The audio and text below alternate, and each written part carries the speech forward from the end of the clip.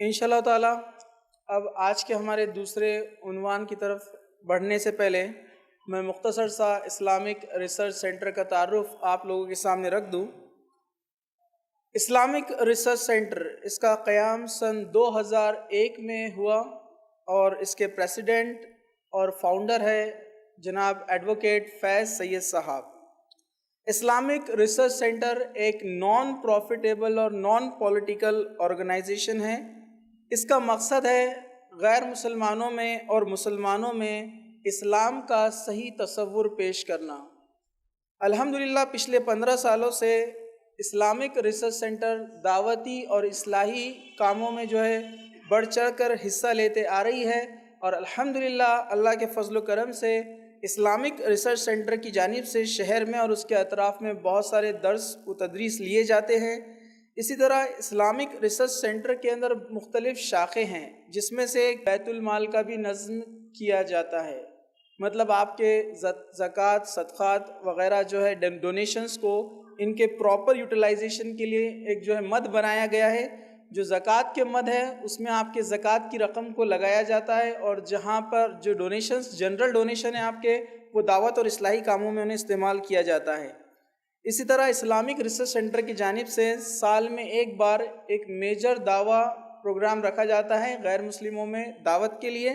اسی طرح سال میں ایک بار اسلامک ریسرچ سینٹر کی جانب سے دعویٰ ٹریننگ پروگرام مقرر کیا جاتا ہے، جس میں یہ ٹریننگ دی جاتی ہے کہ دعوت اور اصلاحی کام کو کیسے کیا جائے۔ اسی طرح اسلامک ریسرچ سینٹر کی جو ایک بڑی ایکٹیویٹی ہے جو آج ہم یہاں پر موجود ہے، وہ ہے رمضان کانفرنس۔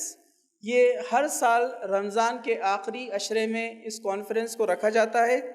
اسی طرح Islamic research centre YouTube channel پر کافی ایکٹیو ہے، جس کے الحمدللہ 70,000 سے زیادہ سبسکرائبر ہے، اور 35 ملین سے زیادہ اس کے ویو ہیں، مطلب لوگ اس کو اتنے دیکھ چکے ہیں الحمدللہ۔ اسی طرح ایڈوکیٹ فیض سید صاحب کے 52 سے زیادہ عنوانات پر مکمل ٹاپکس آپ کے ہیں، یہ یوٹیوب چینل پر موجود ہے، آپ اس سے فائدہ حاصل کر سکتے ہیں۔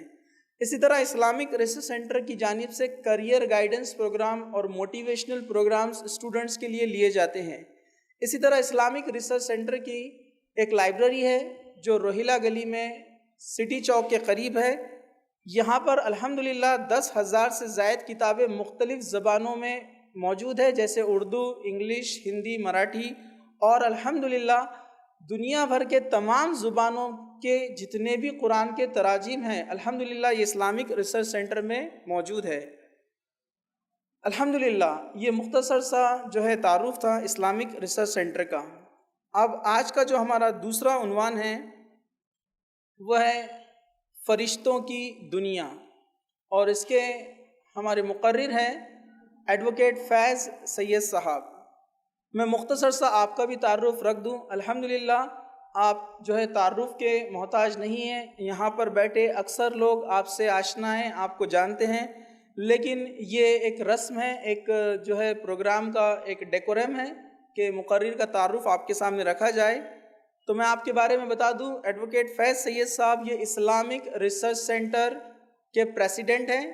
ماشاءاللہ آپ نے بیچلر ان کمپیوٹر سائنس اور اس کے بعد ماسٹر ان کمپیوٹر اپلیکیشن یہ کورسز مکمل کرنے کے بعد LLB بھی آپ نے مکمل کیا اسی شہر اورنگ آباد سے، اور الحمدللہ آپ نے اسلامک اور کمپیریٹیو ریلیجن جیسے عیسائیت اور دیگر مذاہب پر بہت سارے سرٹیفیکیشن کورسز بھی مکمل کیے۔ الحمدللہ ہندوستان کے تقریباً بڑے شہروں میں آپ کو مدعو کیا گیا مختلف عنوانات پر بیان کرنے کے لیے، خصوصی طور پر جو فیملی پرابلمز ہوتے ہیں یا بچوں کی تربیت، بچوں کی تعلیم، اس پر آپ کو خصوصی طور پر اس پر بیان کرنے کے لیے مدعو کیا گیا۔ الحمدللہ صرف ہندوستان میں ہی نہیں بلکہ سعودی عرب، دبئی وغیرہ میں بھی آپ کے بہت سارے انٹرنیشنل ٹورز بھی ہو چکے ہیں۔ تو الحمدللہ یہ ہمارے شہر کی خوش قسمتی ہے کہ ایک ایسے مقرر ہمارے ہی شہر میں رہتے ہیں اور ہم ان سے فائدہ حاصل کریں۔ تو میں زیادہ وقت نہ لیتے ہوئے جناب ایڈوکیٹ فیض سید صاحب کو دعوت دوں گا کہ وہ فرشتوں کی دنیا اس عنوان پر روشنی ڈالے۔ جزاک اللہ خیر۔ بسم اللہ الرحمن الرحیم ان الحمد للہ نحمده ونستعینه ونستغفره ونعوذ باللہ من شرور انفسنا ومن سیئات اعمالنا من يهدي الله فلا مضل له ومن يضلل فلا هادي له واشهد ان لا اله الا الله وحده لا شريك له واشهد ان محمدا عبده ورسوله وبعد فان خير الحديث كتاب الله وخير الهدي هدي محمد صلى الله عليه وسلم وشر الأمور محدثاتها وكل محدثة بدعة وكل بدعة ضلالة وكل ضلالة في النار. وقال عز وجل في القرآن المجيد أعوذ بالله من الشيطان الرجيم بسم الله الرحمن الرحيم يا أيها الذين آمنوا اتقوا الله حق تقاته ولا تموتن إلا وأنتم مسلمون. وقال يا أيها الناس اتقوا ربكم الذي خلق من نفس واحدة وخلق منها زوجها بث منهما رجالا كثيرا ونساء واتقوا الله الذي تسألون به والأرحام إن الله كان عليكم رقيبا.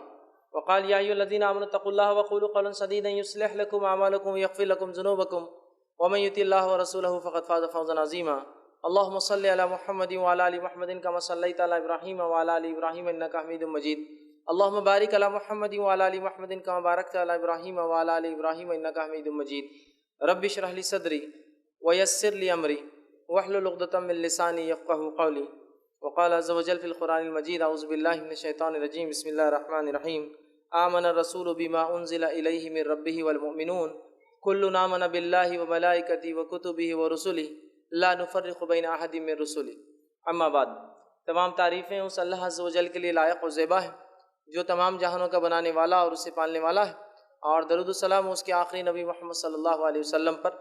الحمدللہ ہم تمام یہاں اس رمضان کانفرنس کے یا 10 روزہ اسلامی کانفرنس کے دوسرے دن کے دوسرے نشست میں سیکنڈ سیشن میں جمع ہوئے، اور جیسا کہ آپ تمام کے سامنے اعلان کیا گیا تھا کہ انشاءاللہ عزیز آج کچھ باتیں میں آپ تمام کے سامنے جو ہے فرشتوں کی دنیا، عالم الملائکۃ الابرار، فرشتوں کی جو دنیا ہے یا فرشتوں کا کیا معاملہ ہے اس کے تعلق سے کچھ باتیں رکھنے کی جو ہے کوشش کروں گا.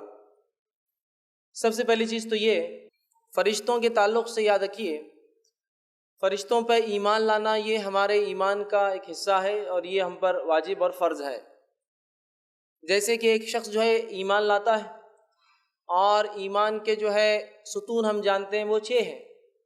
اس ایمان کے ستون میں سب سے پہلا ہے کہ آمنت باللہ، ایمان لائے وہ شخص اللہ پر، و ملائکتی اس کے فرشتوں پر، و کتبی اس کی کتابوں پر، و رسولی اس کے رسولوں پر، والیوم الآخری اور آخرت کے دن پر، والقدر خیرہ و شرہ اور تقدیر پر کہ اس کا اچھا یا برا ہونا اللہ تعالیٰ کی طرف سے ہے. تو یہ 6 چیزیں ایسی ہیں جس پر ایمان لانا ہر مسلمان کے لیے واجب ہے، اس کو ایمان کہا جاتا ہے. اس کے تعلق سے بہت تفصیلی جو ایک روایت آتی ہے جو صحیح مسلم کی روایت ہے. عمر ابن خطاب رضی اللہ عنہ اس کے راوی و فرماتے ہیں نبی اکرم صلی اللہ علیہ وسلم کا ایک شخص آیا، اس نے سوال کیا. اس سوال میں ایک سوال یہ تھا کہ ایمان کیا ہے، جس کے جواب میں نبی اکرم صلی اللہ علیہ وسلم نے یہ 6 باتیں بتائی، جس میں تھے ایمان اللہ کے بعد ملائکہ، فرشتے. تو فرشتوں پر ایمان لانا یہ فرض اور ہم پر واجب ہے، یاد رکھیے یہ ایمان کا رکن ہے، اس کا ستون ہے، یاد رکھیے. اور جو یہ غائب کا ایک حصہ ہے، یاد رکھیے ایمان ملائکہ فرشتوں پر ایمان یہ غائب کی چیز ہے، مطلب یہ ایک ایسی چیز ہے جس کو ہم دیکھ نہیں سکتے، یاد رکھیے. اور غائب پر ایمان لانا یہ ہم پر یہ بھی واجب ہے، اس لیے کہ اللہ رب العزت نے سورہ بقرہ سورہ نمبر 2 اس کی آیت نمبر 3 نے فرمایا الذین یؤمنون بالغیب، مومن کی ایک صفت بیان کی ایمان والے کی کہ وہ ایمان لاتا ہے غائب پر. غائب سے مراد وہ چیز جس کو انسین کہیں گے ہم، جس کو ہم دیکھ نہیں سکتے یا کسی نے دیکھا نہیں ہے، یاد رکھیے. تو ایمان بالغیب یہ ہمارے ایمان کا حصہ ہے، اور فرشتوں پر ایمان بالغیب میں سے ہے، یاد رکھیے. اور اس کے علاوہ بھی غیب میں بہت ساری چیزیں ہیں جس کو ہم نہیں دیکھتے. اسی طرح جیسے کہ ایک اور دنیا ہے، ایک عالم ہے جس کو ہم کہتے ہیں جنوں کی دنیا. انشاءاللہ اس کی تفصیلات جو آنے والے جو ہے دنوں میں آئیں گی. تو آج جس دنیا کے تعلق سے بات آپ کے سامنے رکھوں گا وہ ہے ورلڈ آف نوبل اینجلس، عالم الملائکۃ الابرار، کہ فرشتوں کی دنیا کیا ہے، ان پر ایمان کس کو کہتے ہیں، اس کے تقاضے کیا ہیں. ورنہ ہم دیکھتے ہیں کہ فرشتوں پر ایمان میں کبھی کبھار ہم بہت گڑبڑ کر دیتے ہیں. جیسے کہ ایک ایگزامپل، ایک مثال دیتا ہوں کہ بہت سارے لوگوں کا یہ ماننا ہے کہ جو ابلیس جو ہے جن ہے، ابلیس جس کو ہم شیطان کہتے ہیں عام زبان میں، تو بہت سارے لوگوں کا یہ ماننا ہے کہ یہ ابلیس کسی زمانے میں ایک فرشتہ تھا اور بہت اللہ کی عبادتیں کیا کرتا تھا اور فرشتوں کا سردار تھا، لیکن ایک بار کیا کیا، بغاوت کر بیٹھا اپنے رب سے، تو کیا بن گیا؟ پھر وہ شیطان بن گیا۔ یاد رکھیے فرشتوں کے ایمان میں یہ چیز داخل ہے کہ فرشتے ہر وہ کام کرتے جو ان کا رب حکم دیتا ہے، اور ان کے رب کے حکم سے ہٹ کر وہ کچھ بھی نہیں کرتے۔ تو اگر کوئی شخص یہ ایمان رکھتا ہے، عقیدہ رکھتا ہے کہ وہ ابلیس وہ فرشتہ تھا، جن نہیں تھا، تو گویا اس کے فرشتوں پر ایمان میں گڑبڑ ہے۔ اس کا کہنا یہ ہے کہ فرشتے منمانی بھی کر سکتے ہیں اپنی، جبکہ ہم جانتے اللہ رب العزت نے قرآن میں اس چیز کا اعلان کر دیا۔ سورہ کہف سورہ نمبر 18 آیت نمبر 50 میں وَإِذْ قُلْنَا لِلْمَلَائِكَةِ اسْجُدُوا لِآدَمَ فَسَجَدُوا إِلَّا إِبْلِيسَ كَانَ مِنَ الْجِنِّ فَفَسَقَ عَنْ أَمْرِ رَبِّهِ، کہ جب تیرے رب نے حکم دیا فرشتوں کو کہ جھک جاؤ آدم کے سامنے، سارے کے سارے جھک گئے سوائے ابلیس کے۔ كَانَ مِنَ الْجِنِّ، اور وہ جنوں میں سے تھا، فَفَسَقَ عَنْ أَمْرِ رَبِّهِ، اور اس نے اپنے رب کے حکم کو جھٹلایا اور ٹھکرا دیا اور فسق کیا۔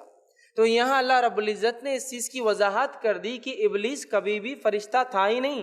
وہ کون ہے؟ بابائے جن، جنوں کا باپ ہے، جس طرح سے آدم علیہ السلام میرے اور آپ کے باپ ہے، سمجھ رہے آپ؟ اور آدم علیہ السلام کی نسل میں ایمان والے اور کافر ہوتے ہیں، ابلیس کافر تھا، اس کی نسل میں بھی ایمان والے اور کافر ہوتے ہیں۔ تو دیکھیے آپ، فرشتوں پر ایمان میں گڑبڑ کرتے ہیں ہم، اور پتہ نہیں عجیب و غریب کیسے کیسے عقائد فرشتوں کے تعلق سے کبھی کبھار لوگ بیان کرتے ہیں، سن کر بھی کبھی تعجب ہوتا ہے، عجیب و غریب کہ 2 فرشتوں کو اللہ تعالیٰ نے سزا دے دی اور عراق میں ایک شہر میں کنویں میں الٹا لٹکا دیا، اور وہ قیامت تک الٹے لٹکے ہوئے رہیں گے۔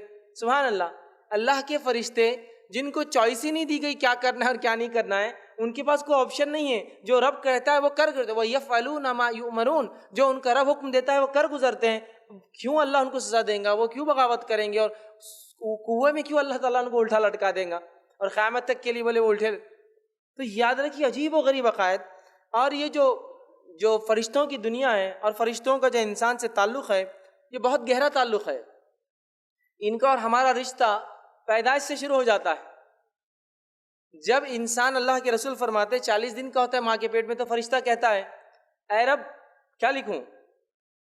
تو گویا ہمارا تعلق ان سے بڑا گہرا ہے، ماں کے پیٹ سے ہمارا ان سے تعلق ہے، ہماری پیدائش میں وہ آتے ہیں، وہاں لکھتے ہیں، پیدا ہونے کے بعد ہمارے ساتھ زندگی بھر گزارتے ہیں، اعمال لکھتے ہیں، اس کے بعد جو ہے زندگی میں حفاظت کے لیے ہوتے ہیں، اسی طرح جو ہے موت کے وقت روح نکالنے آتے ہیں، اور جو ہے قبر سے روز قیامت ہم کو اٹھائیں گے، کافروں کو پکڑ کے دھکے دے کے لے جائیں گے، مومنوں کا اکرام کریں گے۔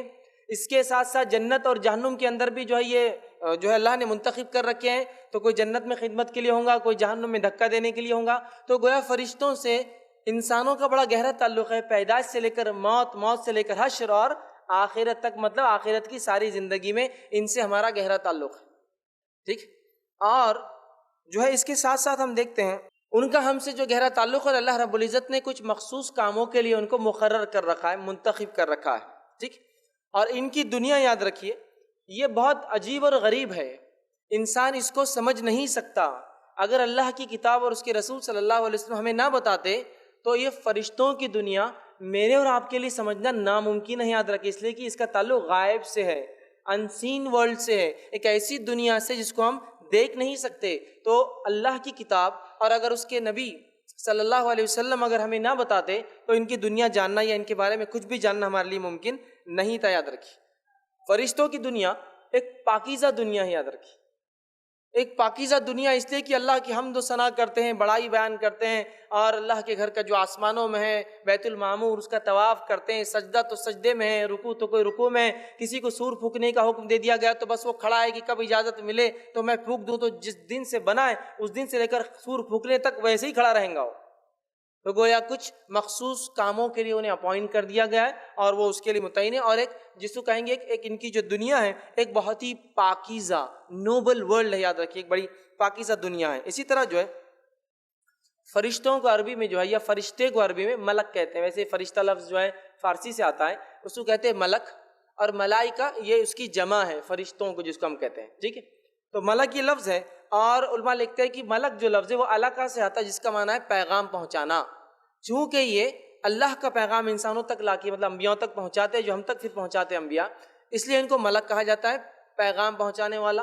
یا کچھ لوگوں نے کہا یہ مالک سے بھی لفظ آتا ہے، اس لیے کہ اللہ نے فرشتوں کو کچھ مخصوص کام دے رکھے جس کے وہ ذمہ دار ہے، اس سے بھی بھلے مالک سے ملک، بہرحال لیکن زیادہ بہتر جو ہے وہ یہ علماء کہتے ہیں کہ پیغام پہنچانے کی وجہ سے ان کو اعلیٰ کہا سے ملک کہا جاتا ہے، اور ملائکہ اس کی جمع ہے، یاد رکھیے، ٹھیک ہے، اس لیے کہ اللہ کا پیغام بندوں کو پہنچاتے ہیں۔ ان پر لانا ہم پر، ایمان لانا ہم پر فرض ہے۔ میں نے خطبے میں آپ کے سامنے ایک آیت تلاوت کی، سورہ بقرہ کی آیت 285 تھی، جس میں اللہ رب العزت نے فرمایا آمن الرسول بما انزل الیہ من ربی والمؤمنون، ایمان لائے، آمن الرسول ایمان لایا رسول اس چیز پر، اور ایمان لائے ایمان والے، مطلب جو لوگ اس کے اوپر ایمان لائے نبی پر، کن کن چیزوں پر ایمان لائے؟ کل آمن باللہ، سب کے سب ایمان لائے اللہ پر، وہ ملائکتی اس کے فرشتوں پر، وہ کتبی اس کی کتابوں پر، وہ رسولی اس کے رسولوں پر، والیوم الاخر، مطلب وہاں آمن رسول بما انزل الیہ من ربی والمؤمن کل آمن باللہ وملائکتی وکتبی ورسولی لا نفرق بین احد من رسولی۔ تو یہاں 4 چیزوں کا تذکرہ ہے، جس میں دوسرے نمبر پہ کیا بیان کیا گیا کہ ایمان لایا رسول، اور ایمان لائے ایمان والے کن چیزوں پر؟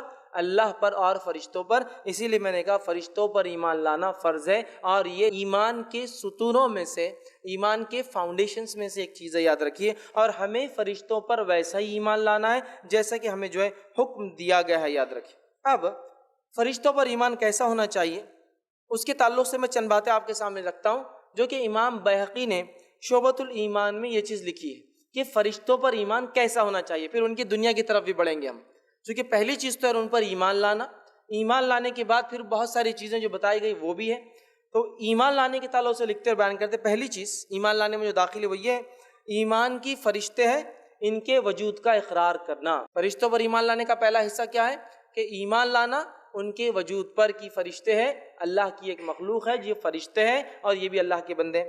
آگے وہ لکھتے ہیں ان میں سے ہر ایک کو ان کے حقیقی مقام دے، ان میں سے فرشتوں میں سے ہر ایک کو وہ کہتے ہیں ان کا حقیقی مقام دے، ایسا نہ ہو کہ آپ کس کو زیادہ کر دیں کسی کو کم کر دیں، حالانکہ اللہ رب العزت نے کسی اور کو زیادہ اور کسی اور کو کم بتایا، تو ہر کسی کو ان میں سے اپنا اپنا مقام دے حقیقی۔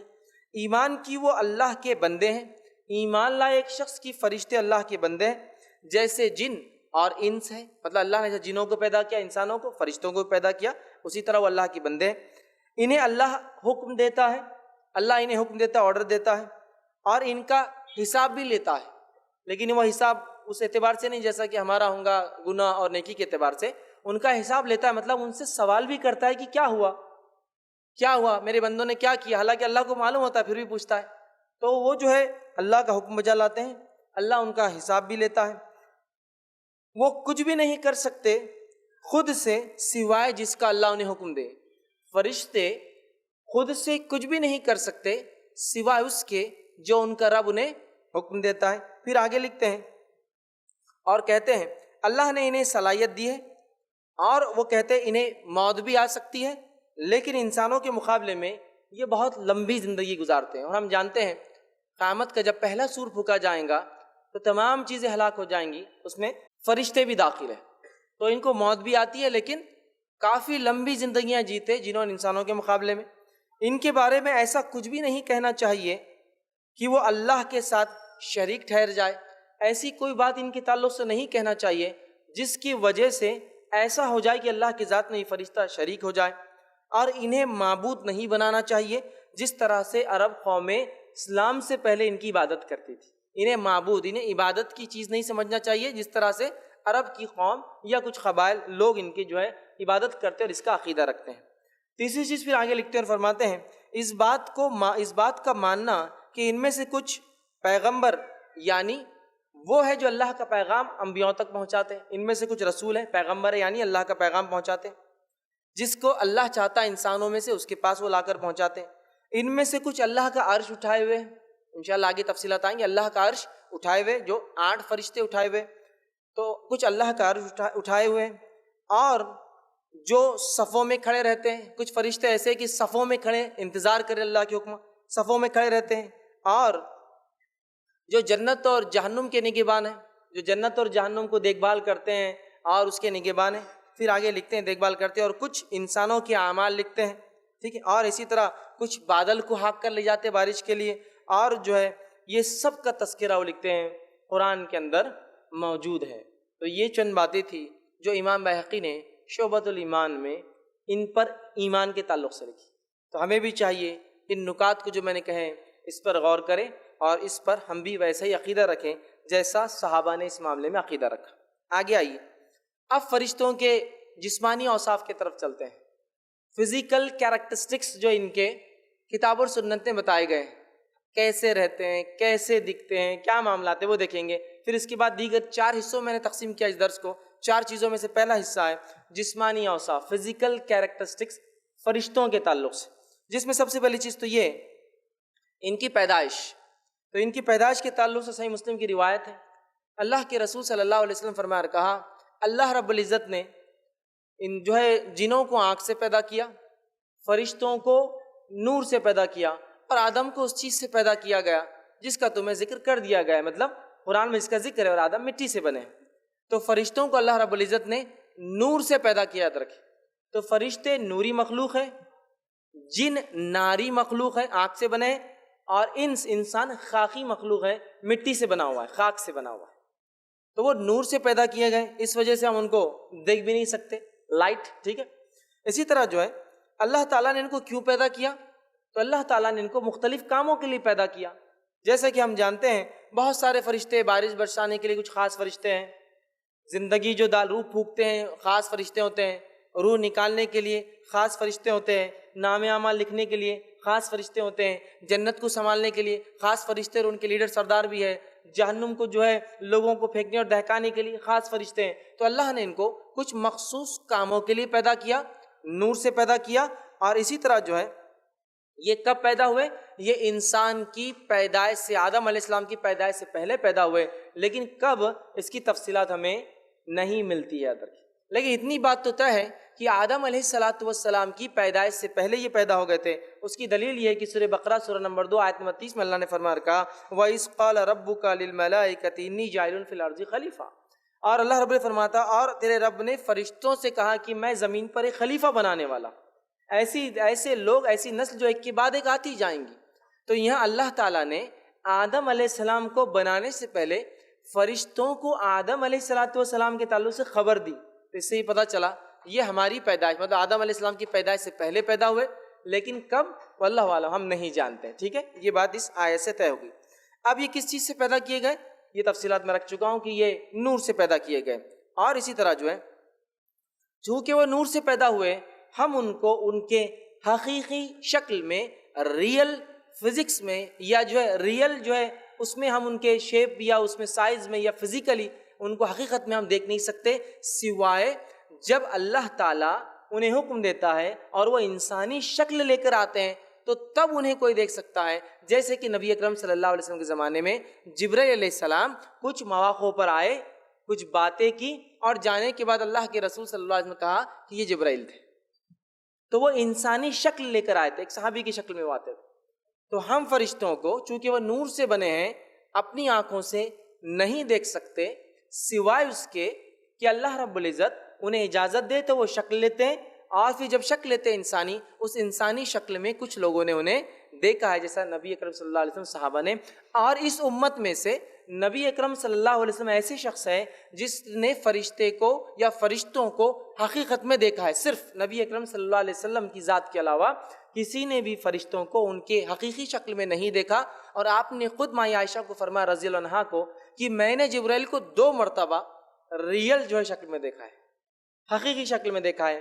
پہلی مرتبہ جب وہ وحی میرے پاس لے کر آئے تب دیکھا ہے، اور جب وحی لے کر آئے جب میں نے دیکھا تو زمین سے لے کر آسمان تک سب بھر گیا تھا جبرائیل علیہ السلام سے، کچھ نہیں دکھ رہا تھا اس کے علاوہ، اتنے بڑے آپ۔ اور دوسری بار میں نے جبرائیل کو سدرۃ المنتہا معراج میں دیکھا، حقیقی شکل میں۔ تو اس امت سے فرشتوں کو کسی نے حقیقی شکل میں نہیں دیکھا، سوائے جب وہ انسانی شکل میں آئے، یا پھر نبی اکرم صلی اللہ علیہ وسلم ہی ایک ایسی شخصیت ہے جنہوں نے حقیقت میں ایک فرشتے کو اپنی آنکھوں سے دیکھا۔ یاد رکھیے، باقی کسی نے انہیں نہیں دیکھا، اس بات کو آپ یاد رکھ لیں۔ اور جو روایت میں نے آپ کو بیان کی کہ میں عائشہ کو اللہ کے رسول فرمایا میں نے جبرائیل کو جب دیکھا، تو روایت کے الفاظ اس طرح سے، صحیح مسلم کی حدیث ہے کہ یہ بہت بڑے ہوتے ہیں۔ جبرائیل علیہ السلام کے تعلق حدیث میں عائشہ فرماتی ہے کہ میں نے آپ سے فرمایا میں نے انہیں دو مرتبہ دیکھا۔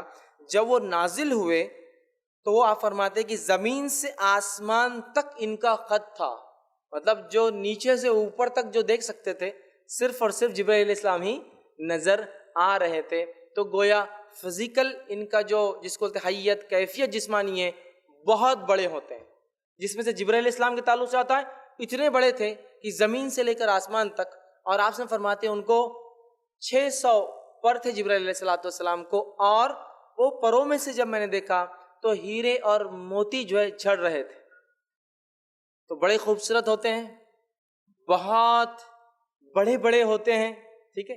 اور اسی طرح سے جو ہے کوئی انسان لیکن اپنی آنکھوں سے انہیں نہیں دیکھ سکتا. یاد رکھیں. اسی طرح ابو داؤد کی روایت ہے، جابر بن عبداللہ رضی اللہ عنہ فرماتے ہیں اور کہتے ہیں رسول اللہ صلی اللہ علیہ وسلم فرمایا اور کہا مجھے اجازت ملی جب میں معراج گیا تو مجھے اجازت دی گئی کہ عرش کے جو فرشتوں نے 8 جو عرش کو اٹھائے ہوئے ہیں ان میں سے ایک فرشتے سے بات کرنے کی مجھے معراج میں اجازت ملی. آپ نے کیا فرما رہے ہیں؟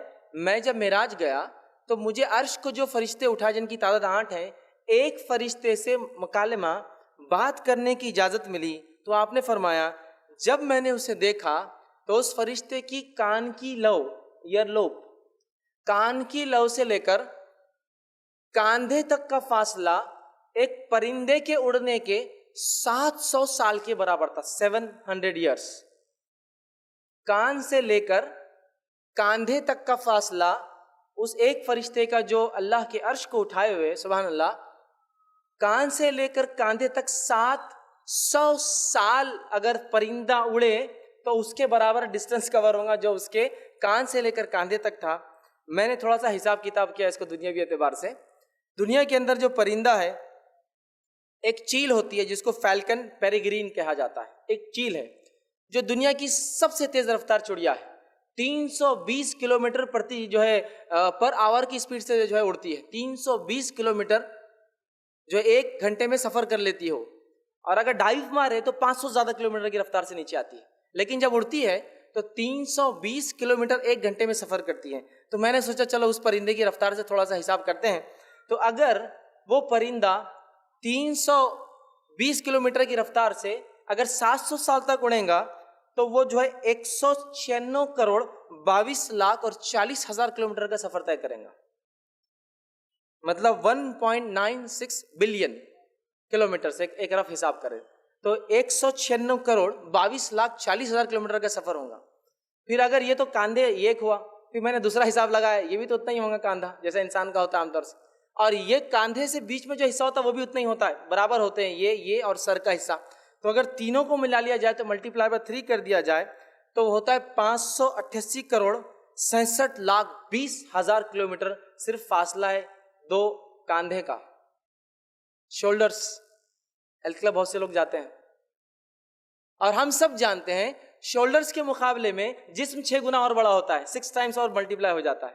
مطلب جتنا ایک انسان کا شولڈر ہوتا ہے اس کے مقابلے اس کا جسم 6 گنا اور بڑھ جاتا ہے. مطلب ہائٹ زیادہ ہوتی ہے وڈتھ کے مقابلے میں. تو صرف ایک فرشتہ جو عرش کو اٹھایا ہوا ہے، اگر 320 والا حساب اگر درست ہے تو وہ جو ہے 588 کروڑ صرف کلومیٹر کا اس کا صرف کاندھا ہے، جس جو اس کا کتنے بڑے، سبحان اللہ. اور اگر دنیا سے سورج کا اگر موازنہ کیا جائے تو 150 کلومیٹر ہے، صرف 150 کروڑ کلومیٹر، معاف کرنا، سورج یہ اس سے بھی زیادہ ہے اتنا ڈسٹنس. اور دنیا کی سب سے اونچی عمارت 800 میٹر کی ہے، صرف 800 میٹر، 1 کلومیٹر کی بھی نہیں ہے وہ. برج خلیفہ دبئی میں 800 میٹر، ٹھیک ہے. اب اندازہ لگے 800 میٹر کیا ہوتا ہے. یہاں سے سورج کا فاصلہ 150 جو ہے کروڑ کلومیٹر کیا ہوتا ہے، اور صرف ایک کاندھا جو ہے 588 کروڑ جو ہے کلومیٹر صرف چوڑا ہے، اور وہ ایک فرشتے کا صرف کاندھے کا ہی سائز ہے. سبحان اللہ. تو بہت بڑے ہوتے ہیں، ان امیجنیبل سمجھو ان کی ہائٹ ہوتی ہے. مطلب ہم اندازہ نہیں لگا سکتے ان کی کیفیت اور حیت کا، فزیکل سٹرکچر کا. یاد رکھیے. تو پھر آپ سے فرماتے ہیں مجھے ایک فرشتے سے بات کرنے کی اجازت ملی، اور جب میں نے اس سے بات کی تو اس کا یہ فاصلہ صرف کان سے لے کر کاندھے تک 700 سال کی ایک پرندے کی مسافت جو طے کرتا اتنا اس کا فاصلہ تھا. تو اس سے اندازہ بہرحال ہوتا ہے کتنے بڑے بڑے ہوتے ہیں. اسی طرح جو ہے یہ جو ہے پر بھی ہوتے ہیں ان کو. اللہ رب العزت سورہ فاطر سورہ نمبر 35 آیت نمبر 1 میں فرماتا کہتا ہے، اور اس آیت کا ترجمہ اس طرح سے ہے: اس اللہ کے لیے تمام تعریفیں جو ہے سزاوار ہے، لائق اور زیبا ہے، جو آسمان اور زمین کا جو ہے پیدا کرنے والا ہے، اور جس نے 2 3 اور 4 پروں والے فرشتوں کو جو ہے اپنا پیغمبر جو ہے بنانے والا ہے، مخلوق میں سے جو چاہے زیادتی کرتا ہے، اور اللہ ہر چیز پر قادر ہے۔ تو یہاں کا اللہ نے فرشتوں کو بنایا، پر ہوتے ہیں 2 3 4 اس سے زائد بھی، اس لیے کہ جبرائیل علیہ السلام کے تعلق سے حدیث میں آتا ہے کہ ان کو 600 پر تھے، 600 ونگس یاد رکھیں۔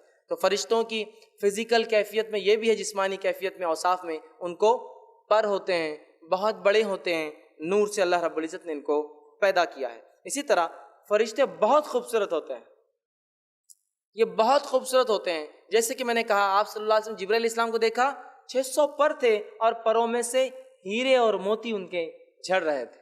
یہ بہت خوبصورت ہوتے ہیں۔ اس کی دلیل یہ بھی ہے کہ یوسف علیہ السلام کا واقعہ یاد کیجئے، جب اس عزیز مصر کی بیوی پر لوگوں نے کہا کہ کیسی عورت ہے، اپنے غلام پہ بری نظر ڈالی، تو اس نے یوسف علیہ السلام کو بلایا، ساری دوسری عورتوں کو بٹھا دیا ہاتھ میں چھری دے کر، اور یوسف علیہ السلام سے کہا یوسف گزر جاؤ۔ یوسف علیہ السلام جب گزرے تو ان عورتوں نے جو سبزیاں کاٹ رہی تھی کیا کہا، اللہ نے اس بات کو قرآن میں دہرایا، اور اللہ فرماتا ہے وَقُلْنَا حَاشَا لِلَّهِ مَا هَذَا بَشَرًا إِنْ هَذَا إِلَّا مَلَكٌ کریم۔ تو اللہ رب العزت فرماتا ہے ان عورتوں نے جب یوسف علیہ السلام کو دیکھا تو کہا کہ یہ تو کوئی انسان نہیں ہو سکتے، یہ تو جو ہے کوئی بزرگوار فرشتہ ہے۔ تو اس قول سے پتہ چلتا ہے کہ فرشتے خوبصورت ہوتے ہیں، اسی لیے جب یوسف علیہ السلام کو ان عورتوں نے دیکھا تو کہا یہ تو کوئی فرشتہ ہے، بزرگوار فرشتہ۔ تو اس سے پتہ چلا وہ بہت خوبصورت ہوتے ہیں، یاد رکھیے۔ اسی طرح جو ہے یہ کھاتے اور پیتے نہیں ہیں، جس کے تعلق سے اگر واقعہ پڑھنا ہے تو جو ابراہیم علیہ السلام کے پاس فرشتے آئے تھے، ان کو خوشخبری دینے اسحاق علیہ السلام کی، اور یہ بتانے کہ قوم لوط کے ساتھ کیا ہونے والا ہے، ان فرشتوں کا واقعہ سورہ زاریات سورہ نمبر 51 آیت نمبر 24 سے لے کر 28 میں اللہ نے بیان کیا، جس میں جب ابراہیم علیہ السلام نے ان کو ایک بچڑا پیش کیا ذبح کر کے، تو انہوں نے اس سے انکار کر دیا کھانے سے۔ تو اس سے پتہ چلا فرشتے کھاتے اور پیتے نہیں ہیں۔ اسی طرح وہ مذکر اور مؤنث نہیں کہلائے جا سکتے، ان کا جینڈر ہم نہیں کہہ سکتے کہ وہ میل ہے یا فیمیل ہے، چونکہ وہ ایک ایسی دنیا میں ہے جن کے تعلق سے ہم نہیں جانتے۔ ہاں، ہماری دنیا میں تو میل فیمیل جیسی چیزیں ہوتی ہیں، مذکر مؤنث جینڈرز ہوتے ہیں، لیکن ان کے تعلق سے کسی جینڈر کا ہم تصور نہیں کر سکتے، اس لیے کہ کتاب و سنت میں ان کی کوئی جینڈر کی تفصیلات نہیں دی ہے۔ اسی طرح جو ہے اللہ کے دیے گئے کام اور عبادت کرتے ہوئے کبھی تھکتے نہیں، کبھی اللہ نے جو کام دیا، جو عبادت دی، اس کام کرنے سے کبھی تھکتے نہیں ہیں، جس کا تذکرہ اللہ نے سورہ انبیاء سورہ نمبر 21 آیت نمبر 20 میں فرما رکھا، یسبحون اللیل والنہار لا یفترون، کہ وہ صبح اور شام اللہ کی تسبیح بیان کرتے ہیں اور سستی نہیں کرتے۔ تو گویا اللہ نے اگر کسی کو تسبیح دی تو وہ صبح اور شام تسبیح کرتے ہیں، اور کبھی تسبیح کرنے میں نہ سستی کرتے ہیں اور نہ ہی تسبیح کرنے سے وہ کبھی تھکتے ہیں، یاد رکھیے۔ اسی طرح جو ہے اسرافیل علیہ السلام کے تعلق سے جو آتا ہے، جو کہ ایک فرشتے ہیں، حدیث میں آتا ہے اللہ کے رسول صلی اللہ علیہ وسلم فرماتے ہیں کہ اسرافیل علیہ السلام کو جب اللہ نے بنایا اور بنا کے ایک کام دے دیا کہ سور پھونکنا ہے، تو آپ وسلم فرماتے ہیں ان کا منہ سور کے قریب ہے۔ سور کو ایک بجنے والی چیز ہے جو سینگ کی طرح ہوتی، پیچھے چھوٹی آگے بڑی، اور جو ہے وہ منہ نزدیک ہے، اور نظر اللہ رب العزت کے عرش کی طرف ہے کہ کب اللہ حکم دے دے اور مجھے پھونک مارنا پڑے، اور جب سے پیدا کیے گئے تب سے کھڑے ہیں، مطلب جب سے دنیا بنی تب سے کھڑے لے کر قیامت تک کھڑے رہیں گے، اور ایک بار بھی پلک نہیں ماریں گے، چونکہ ہو سکتا ہے رب کا حکم آ جائے۔ کیسے کام کرتے اللہ کا کہ جب سے بنے کھڑے ہیں، سور کے قریب منہ ہیں، اور جب سے بنے ہیں تو قیامت تک اللہ کے عرش کی طرف ٹیڑھی منڈی کر کے دیکھ رہے ہیں، اور پلک بھی نہیں مارتے ایک بار بھی۔ سبحان اللہ۔ تو اللہ نے جو کام دیا، نہ کرتے ہوئے تھکتے ہیں، نہ کسی قسم کی نافرمانی کرتے ہیں، سجدوں میں ہیں تو سجدے میں ہیں، تسبیحات بیان کرو تسبیحات بیان کر رہے ہیں۔ اسی طرح جس کو جو کام دیا گیا ہے وہ اپنا اپوائنٹڈ کام کرتے ہیں۔ اب ان کی رہنے کی جگہ کہاں ہے؟ تو فرشتے آسمانوں میں رہتے، یاد رکھیں، اس لیے کہ جب بھی فرشتوں کا تذکرہ آتا ہے، اترنے کے لفظ قرآن میں آتے ہیں، فرشتہ اترا مطلب اوپر تھا، کبھی اوپر تھا مطلب آسمان میں۔ تو فرشتے آسمانوں میں رہتے ہیں۔ ان کی تعداد کتنی ہے ہم نہیں جانتے۔ صحیح بخاری کی روایت کے مطابق رسول اللہ صلی اللہ علیہ وسلم فرماتے ہیں آسمان میں ایک بیت المعمور جیسا ہمارا کعبہ ہے دنیا میں، ویسے ہی 7ویں آسمان پر بیت المعمور نامی ایک گھر اللہ کا، فرشتے اس کا طواف کرتے ہیں اور طواف کرنے کے بعد چلے جاتے ہیں۔ آپ صلی اللہ علیہ وسلم فرماتے ہیں 70,000 فرشتے اس میں روز عبادت کرتے ہیں اور ان کا دوبارہ نمبر کبھی نہیں آئے گا۔ پھر 70,000 فرشتے روز اس گھر میں طواف کرتے ہیں، عبادت کرتے ہیں، اور ایک دن کے بعد جب چلے جاتے 70,000 تو نیکسٹ ٹرن ان کا قیامت تک نہیں آنے والا ہے۔ یہ ان کی تعداد ہے۔ اسی طرح ایک روایت میں آپ صلی اللہ علیہ وسلم فرماتے ہیں کہ روز قیامت جہنم میدان محشر میں کھینچ کر لائی جائیں گی، حشر کے میدان میں لائی جائیں گی، جس کے 70,000 سیکشنز ہوں گے، 70,000 حصوں میں تقسیم ہوں گی عذابات کے اعتبار سے۔ ہر سیکشن کو 70,000 فرشتے کھینچ کر لائیں گے۔ مطلب ایک سیکشن کو 70,000 پل کریں گے، اور 70,000 ایسے سیکشن ہیں، 70,000 کو 70,000 سے ضرب دے دیجئے تو ہوتا ہے، اس کا حساب لگا لے تو 490 کروڑ ہوتا ہے۔ تو گویا یہ لاتعداد ہیں، بہت کثیر تعداد میں ہیں۔ کتنے ہیں واللہ عالم، ہم نہیں جانتے۔ اگر یہ بھی حساب لگا لے کہ ایک آدمی کے نام نامہ لکھنے کے لیے 2 ہے تو بھی تعداد کتنی ہو جاتی ہے، اندازہ لگا لیجیے آپ۔ سمجھ رہے آپ؟ تو بہرحال بہت تعداد ہے۔ ان میں سے کچھ فرشتوں کے نام مشہور اور معروف ہیں، جیسے کہ ہم جانتے جبرائیل علیہ السلام، میکائیل علیہ السلام، اسرافیل علیہ السلام، مالک جو جہنم کا داروغہ ہے، رضوان جو جنت کے داروغہ ہے، منکر نکیر جو قبر میں سوال کرنے آتے ہیں، اسی طرح ہاروت اور ماروت جو بابل نامی ایک شہر میں آزمائش کے لیے آئے تھے، رقیب اور عتید بول کر علماء لکھتے ہیں یہ وہ فرشتے ہیں جو ہم جو بات کرتے ہیں کیچ کر لیتے ہیں، نوٹ کرتے ہیں، لکھ کے رکھتے ہیں، حساب رکھتے ہیں۔ تو بہرحال کچھ کے نام ہم جانتے ہیں، لیکن بہت سارے نام ہمارے جو چلن میں ہیں اس میں سے بہت سارے نام کتاب اور سنت میں، قرآن حدیث میں نہیں ملتے، لیکن چلن میں۔ لیکن یہ وہ معروف نام ہے جو ہمیں نام کے ساتھ، ویسے اگر ملک الموت، موت کا فرشتہ، لیکن نام نہیں پتا، تذکرہ ہے موت کا، ملک الجبال پہاڑ کا فرشتہ، تذکرہ ہے لیکن نام کیا ہم نہیں جانتے، پہاڑوں کے فرشتے، ٹھیک ہے۔ تو بہرحال نام اتنے نام آتے ہیں، اور جو ہے بہت سارے نام چلن میں لیکن وہ ثابت نہیں ہوتے۔ اسی طرح جو ہے پہلے سور پھونکنے کے بعد یہ بھی ختم ہو جائیں گے، اس لیے کہ اللہ رب العزت نے قرآن میں کہا کہ تمام کے تمام لوگ جو ہے، تمام چیزیں جو ہلاک ہو جائیں گی سوائے تیرے رب کی ذات کے تعلق سے۔ تو اللہ کو چھوڑ کر سب ہلاک ہو جائیں گے، تو فرشتے اس میں شامل ہیں۔ تو پہلے سور کے بعد یہ ختم ہو جائیں گے، پھر دوسرے سور کے بعد جو ہے تمام جیسے انسان اٹھیں گے یہ بھی اٹھا لیے جائیں گے۔ اب ان کے کچھ کیریکٹرسٹکس، اوصاف ہم دیکھتے ہیں۔ پہلی چیز جو ہے یہ بہت باعزت ہوتے ہیں اور فرما بردار ہوتے ہیں، ٹھیک ہے، بہت باعزت اور فرما بردار۔ اللہ تعالیٰ نے سورہ عبس سورہ نمبر 80 آیت نمبر 16 میں اللہ تعالیٰ نے فرما رکھا کرام بررہ، جس کا معنی ہے جو بزرگ اور پاک ہوتے ہیں۔ اس لیے میں نے کہا کہ یہ جو ہے بہت باعزت اور فرما بردار ہوتے ہیں۔ اسی طرح بہت حیادار بھی ہوتے ہیں، یاد رکھیے فرشتے بہت حیادار ہوتے ہیں، ٹھیک ہے۔ اسی طرح ان کے تعلق سے، صلاحیتوں کے تعلق سے آتا وہ یہ ہے مختلف شکلیں لے سکتے ہیں۔ یہ فرشتوں کی صلاحیت میں سے ایک صلاحیت ہے مختلف شکلیں لے سکتے ہیں۔ جیسے مریم علیہ السلام کے پاس ایک فرشتہ آیا تھا، خوشخبری دینے کے اللہ نے ان کو چن لیا ہے دیگر عورتوں پر، دنیا کی تمام عالم کی عورتوں پر، تو وہاں ایک شکل میں آئے تھے۔ اسی طرح قوموں کو آزمانے کے لیے فرشتے آتے ہیں۔ لوط علیہ السلام کی قوم کو آزمانے فرشتے آئے، وہ قوم ان کے پیچھے پڑ گئی اور جو ہے گناہ کا جو وہ کرتی تھی، گناہ برے کام، اس کا حسد کیا اور اللہ نے اس قوم کو ہلاک کر دیا۔ تو گویا یہ جو ہے مختلف شکلیں لے سکتے ہیں، لیکن ایک بات یاد رکھ لیجئے کہ جن کے پاس فرشتے آتے ہیں ان کا ہر بار نبی ہونا ضروری نہیں۔ جیسا مریم علیہ السلام کے پاس جو فرشتے آئے لیکن وہ نبی نہیں ہے۔ اسی طرح بہت ساری قوموں کے پاس آتے ہیں جن کو آزماتے، ایسا ہاروت اور ماروت آئے۔ اسی طرح یہ قوم لوط کے پاس 2 فرشتے آئے۔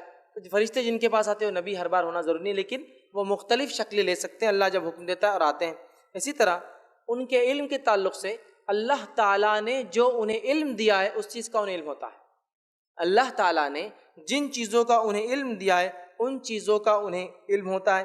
اسی طرح باادب اور باقاعدہ ہوتے ہیں، جس کو ہم کہیں گے جو ہے well discipline and well organised, بہت باادب باقاعدہ ہوتے ہیں۔ نبی اکرم صلی اللہ علیہ وسلم نے ایک حدیث میں بیان کر فرمایا کاش کہ تم اپنی نماز کی صفیں ویسی بناتے جیسے فرشتے نماز کی صفیں بناتے ہیں، کہ جب کھڑے ہوتے ہیں تو اتنے مل کر کھڑے ہوتے ہیں کہ بیچ میں جگہ باقی نہیں رہتی۔ تو یہ حدیث ہمیں یہ بتا رہی ہے کہ با نظم فرشتے بہت ویل ڈسپلین ویل آرڈرڈ میں ہوتے ہیں، اس لیے کہ جب صف بناتے ہیں تو ایسی صف بناتے ہیں کہ بالکل ایک کے بازو ایک، اور صف میں گیپ نہیں ہوتا۔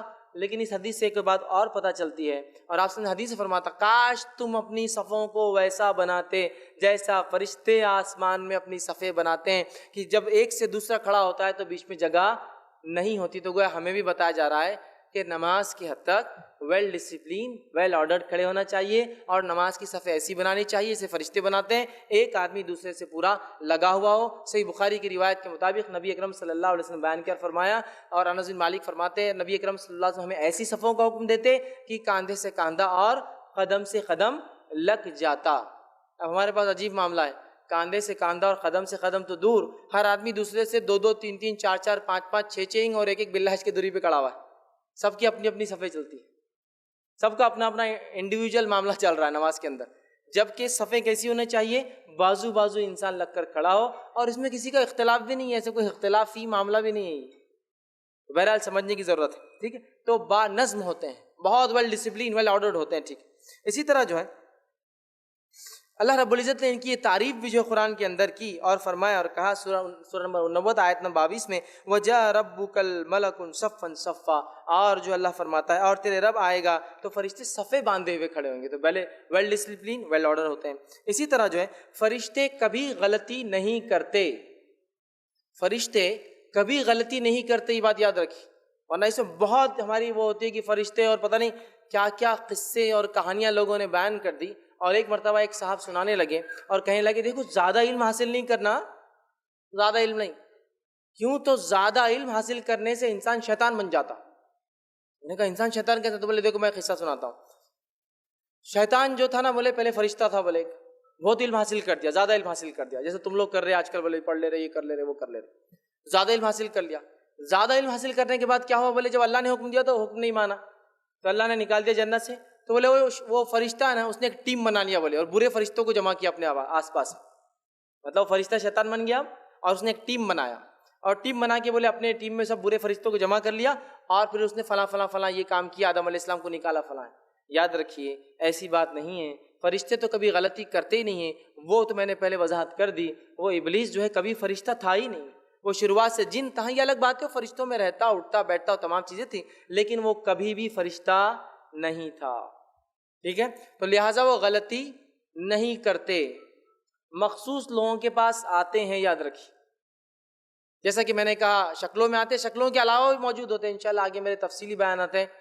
فرشتے دعا اور بد دعا کس کو دیتے ہیں، ٹھیک ہے، اور اس کے علاوہ جو ہے فرشتے کس کے لیے اترتے ہیں، انشاءاللہ اس میں تفصیلات لوں گا۔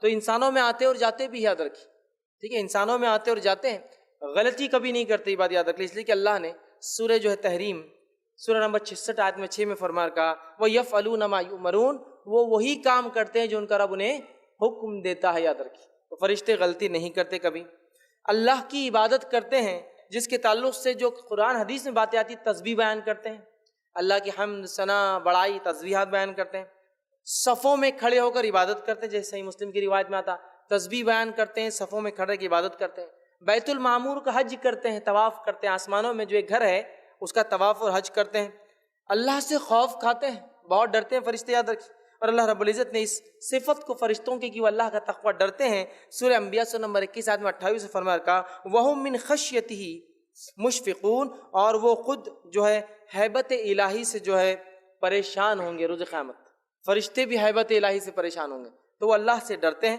اس لیے کہ اللہ کا تقوی عبادت ہے، اس لیے میں نے اس کو اس میں لکھا۔ اسی طرح فرشتے اور ہمارا تعلق، ابن آدم کا تعلق کیا ہے، فرشتوں کا اور ہمارا تعلق کیا ہے، چند باتیں وہ بھی ہم دیکھتے ہیں۔ تو فرشتے اور آدم کی اولاد کا مطلب ہمارا تعلق کیا ہے، چند باتیں دیکھتے ہیں۔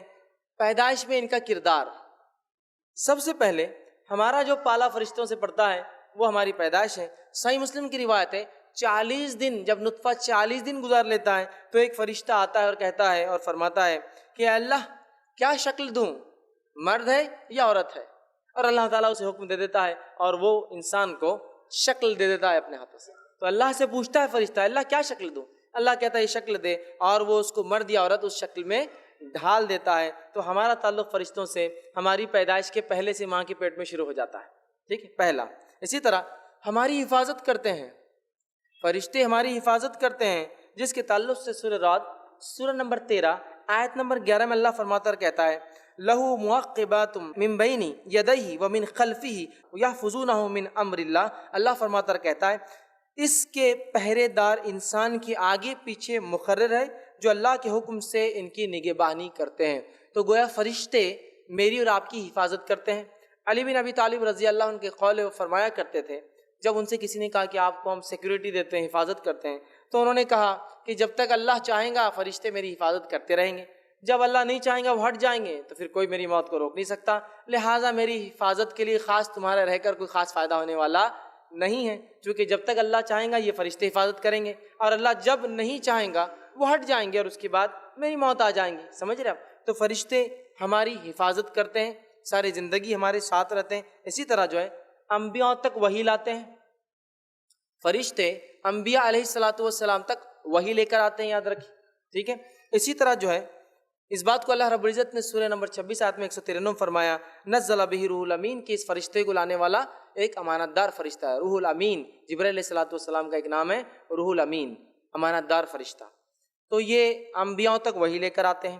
اسی طرح لیکن یہ ہر کسی کے پاس جس کے پاس آتے ہیں وہ نبی ہونا ضروری نہیں ہے، اس کی تفصیلات میں پہلے ڈسکس کر چکا ہوں. تو انبیاء تک یہ وحی لے کر آتے ہیں.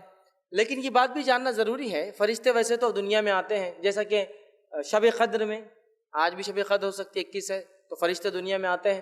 تنزل الملائکۃ والروح، قرآن نے فرمایا اللہ نے اترتے ہیں اس رات جبرائیل اور دیگر فرشتے. اور کچھ مفسرین لکھتے ہیں چونکہ اس رات اتنے کثرت سے فرشتے اترتے ہیں کہ اسے شب قدر اس لیے کہا جاتا ہے کہ پیر رکھنے کو بھی فرشتوں کو جگہ نہیں ہوتی. اس طرح سے تو آتے ہیں، لیکن بہت سارے لوگ بہت سارے کاموں میں یہ باتیں لکھتے ہیں، ایسے قصے بیان کرتے ہیں کہ فلاں کام فرشتے نے کر دیا، فلاں کام فرشتے نے کر دیا. جیسے کوئی صاحب بیمار تھے تو ان کو فرشتہ پانی لا کے پلا دے رہا، اور وہ بھی جبرائیل علیہ السلام لا کے پانی پلا رہے ہیں. ٹھیک ہے. تو ایسے کام نہیں کرتے فرشتے. کوئی ہے بول رہا کہ ہمارے تمبو فرشتے آ کے باندھ کے چل جا رہے، پروگرام ہو رہا کہیں تو وہ تمبو والے فرشتوں نے کھڑا کر دیا، انسانوں میں سے تو کوئی دعویٰ ہی نہیں کر رہا کہ اس نے بنایا یہ. تو بھیا وہ آتے ہیں لیکن ایسا ہر کسی کے پاس اور ہر کام کے لیے نہیں آتے ہیں. ٹھیک ہے. شب قدر کو اترتے ہیں. ٹھیک ہے. رحمت لے کر آتے ہیں، رحمت کے فرشتے جن کو کہتے ہیں، موت لے کر آتے ہیں. تو ایسا ہوتا ہے لیکن ہر چیز کے لیے نہیں. ٹھیک ہے. تو فرشتے اترتے ہیں، انبیاء تک پیغام لے کے آتے ہیں. اسی طرح فرشتے اچھے خیالات بھی لاتے ہیں انسانوں کے اندر. جس طرح سے برے جن شیاطین برے خیالات وسوسوں کے ذریعے ڈالتے ہیں، اسی طرح فرشتے انسانوں میں اچھے خیالات ڈالتے ہیں. اور اس کے تعلق سے جو ہے نبی اکرم صلی اللہ علیہ وسلم کی ایک روایت ہے، صحیح مسلم کی حدیث ہے، آپ نے فرمایا ہر ایک کے ساتھ قارین ہوتا ہے جن میں سے اور فرشتوں میں سے. ہر ایک کے ساتھ قارین ہوتا ہے، چپکا ہوا کوئی پیچھے ہوتا ہے ہمیشہ، جنوں میں سے اور فرشتوں میں سے. تو انسان جیسے ہی پیدا ہوتا ہے شیطان اپنے گروہ میں سے ایک کو اس کے پیچھے لگا دیتا ہے زندگی بھر کے لیے، اور اسی طرح رحمان اللہ تعالیٰ اپنے طرف سے ایک فرشتہ لگا دیتا ہے ساری زندگی. وہ قارین جو شیطان میں سے ہوتا ہے ساری زندگی وسوسے ڈالتا ہے. اس کے وسوسوں کو آپ محسوس کر سکتے ہیں. فجر کے ٹائم پر ابھی تو بہت دیر ہے، اذان تو ہوئی، آدھے گھنٹے بعد جماعت کھڑی ہوں گی، سو جاؤ. ارے ابھی تو 2 بال باقی ہے، دیکھ کے چلے جاتا ہوں، آخری رکعت تو کیسے بھی مل ہی جائیں گی 2 بالوں کے بعد. وہ وسوسوں کا محسوس کر سکتے ہیں. اسی طرح یہ فرشتے اچھے خیالات ڈالتے ہیں، انسان اچھے خیالات گڈ تھاٹس ڈالتے ہیں. جیسا ڈیولز شیطان جو ہوتا ہے وہ برے خیالات ڈالتے ہیں. تو ہر ایک کے ساتھ جن اور فرشتوں میں سے ایک قارین زندگی بھر ہوتا ہے. وہ جنوں والا برے حکم دیتا ہے اور وہ فرشتوں والا ہمیں اچھی اچھی باتیں کرنے کا حکم دیتا ہے، اچھے خیالات ہم میں لاتا ہے، یاد رکھیں. ٹھیک ہے. اسی طرح ابن آدم کے اچھے اور برے اعمال لکھتے ہیں فرشتے. انسانوں کے اچھے اور برے اعمال لکھتے ہیں فرشتے، یاد رکھیے. ٹھیک ہے. اور اللہ رب العزت نے سورہ انفطار سورہ نمبر 82 آیت نمبر 10 اور 10 سے لے کر 12 میں کہا، اللہ فرماتا اور کہتا ہے وَإِنَّ عَلَيْكُمْ لَحَافِظِينَ كِرَامًا كَاتِبِينَ، اور تم پر نگہبان ہیں کرامن کاتبین، 2 اکرام والے جو لکھتے ہیں. کرامن کاتبین کو فرشتے کے نام نہیں ہے، اسے لوگ بولتے ہیں کرامن ادھر کاتب ادھر رہتا، ویسا نہیں ہے. کرامن کاتبین اکرام والے 2 جو لکھتے ہیں، وہ محافظ ہیں انسانوں پر. تو ہمارے نام اعمال کو کنٹینیوس لکھتے ہیں اور شفٹس میں لکھتے ہیں، آتے اور جاتے ہیں. حالانکہ اس کی ضرورت اللہ تعالیٰ کو نہیں ہے، اللہ جانتا ہے. لیکن ابن آدم کو روز قیامت نام اعمال اس کے پروف کے لیے کہ تو نے یہ اعمال کر کے آیا، فرشتے نوٹ کرتے ہیں. اور ان کی شفٹ بھی چینج ہوتی ہے، اور ان کی شفٹ ڈیلی چینج ہوتی ہے.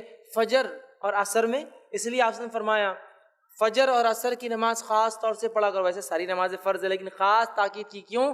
اس لیے کہ یہ شفٹنگ کا ٹائم ہوتا ہے فرشتوں کے، اور میں چاہتا ہوں کہ جب فرشتے شفٹ بدلے تو وہ اللہ سے کہے اللہ میں نے اس کو نماز میں چھوڑ کر آیا، اور جب دوسرے فرشتے آئے شفٹ چینج ہو تو پھر وہ کہ اللہ وہ نماز ہی پڑھ رہا تھا ابھی بھی.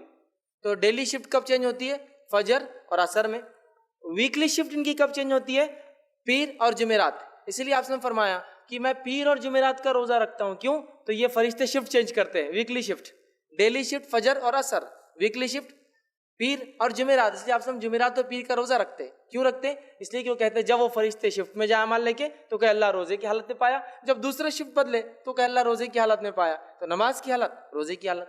تو ویکلی شفٹ ہے. اسی طرح منتھلی شفٹ بھی ہوتی ہے اور ایئرلی شفٹ بھی چلتی ہے ان کی. بہرحال خیر تفصیلات کا موقع نہیں ہے. بہرحال تو فرشتے نگہبان ہوتے ہیں، اعمال کو لکھتے ہیں، انسانوں کو آزمانے آتے ہیں. اللہ تعالیٰ انسانوں کو آزمانے بھیجتا ہے. جیسے کہ صحیح بخاری اور صحیح مسلم کی روایت ہے، بنی اسرائیل میں 3 لوگ تھے. ایک کوڑی تھا جس کا خراب ہو جاتا ہے، کلر بدل جاتا ہے، ایک دم سفید ہو جاتا ہے. دوسرا فرمایا وہ شخص تھا جو اندھا تھا، اور تیسرا وہ شخص تھا جس کو بال نہیں تھے. تینوں کے پاس اللہ نے فرشتوں کو بھیجا، تینوں کی آزمائش کی. کوڑی کے پاس گئے، کہا کہ کیا چاہیے تمہیں، کیا معاملہ؟ اس نے کہا بڑا غربت فلاں ہے، اور اگر اللہ میرا کوڑ کا مرض دور کر دے تو بس اس سے زیادہ تو کوئی بات ہی نہیں ہو سکتی اچھی. فرشتہ کہتا جا یہ میں کر دیتا ہوں. اور پھر پوچھتا اور کوئی خواہش؟ تو کہتا ہے ہاں مجھے اگر اونٹ مل جاتا ہے ایک تو بڑا ہوتا ہے. وہ کہتا جا یہ خواہش تیری اللہ پوری کرتا ہے. ایک اونٹ دیتا ہے اور اللہ خوب مال و دولت دیتا ہے. دوسرے کے پاس جاتا ہے، اس کو جو ہے کہتا ہے تجھے کیا چاہیے، کیا معاملہ؟ کہتا ہے کہ میرا جو ہے معاملہ اگر بینائی آ جاتی تو اچھا ہوتا، بینائی دے دیتا ہے.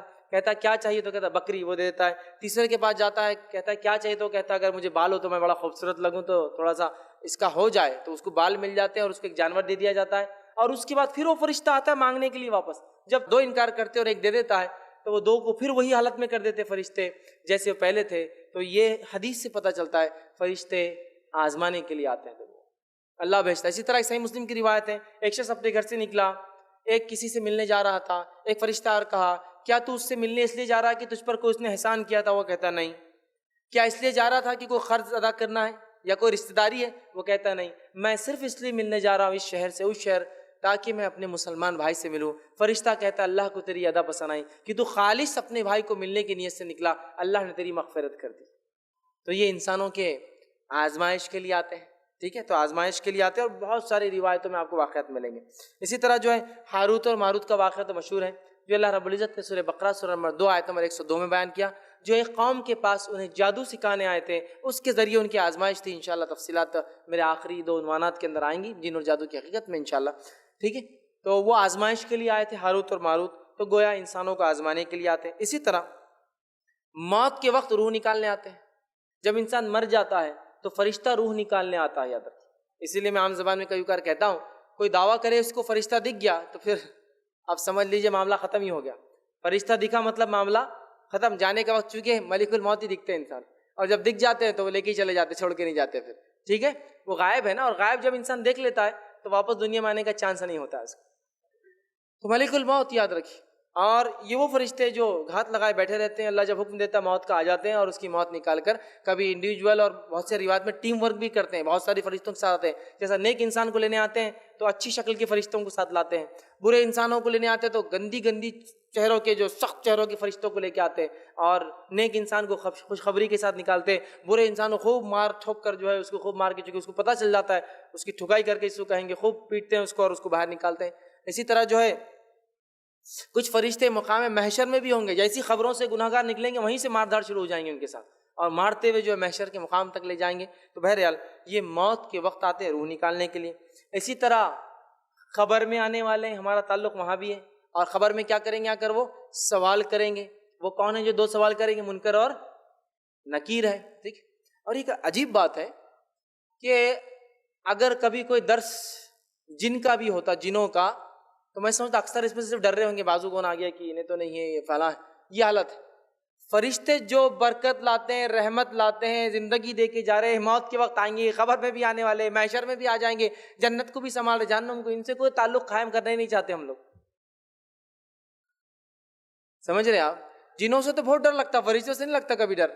حالانکہ یہ نگہبان ہے، جن تو نگہبان بھی نہیں نا، وہ خود بھی حساب کتاب ہونے والا ہے ان کا. فرشتے نگہبان ہیں، اس لیے کہ ان کا حساب کتاب نہیں، وہ لکھ رہے ہیں اور جو لکھ رہے ہیں وہ ریکارڈ ہاتھ میں مل جائیں گا، سیدھے ہاتھ والے کامیاب، الٹے ہاتھ والے ناکام۔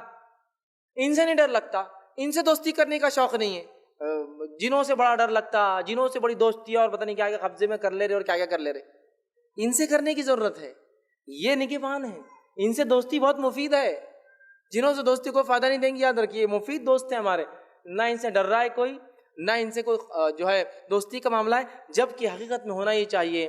اب دیکھیے اگر ہائر اتھارٹی نے کسی کو نیچے لوئر اتھارٹی کو اپوائنٹ کر دیا کہ جا کے سوال کرو، تو کچھ نہ کچھ تو رابطہ ہونا چاہیے پہلے سے، تو فرشتوں سے اگر اچھے تعلقات بنانا ہے تو یہ نیک اعمال کی بنیاد پہ ان سے تعلقات بنتے، باقی رشوت وغیرہ نہیں چلتی، ان کو اوپر نیچے کا نہیں چلتا، 2 نمبر کا نہیں چلتا، ان کو پیور صرف اچھے اعمال چلتے، اچھے اعمال ہے تو یہ خود دوست بن جاتے ہیں، اور برے اعمال ہے تو بس پھر تو بہت برا حال کریں گے۔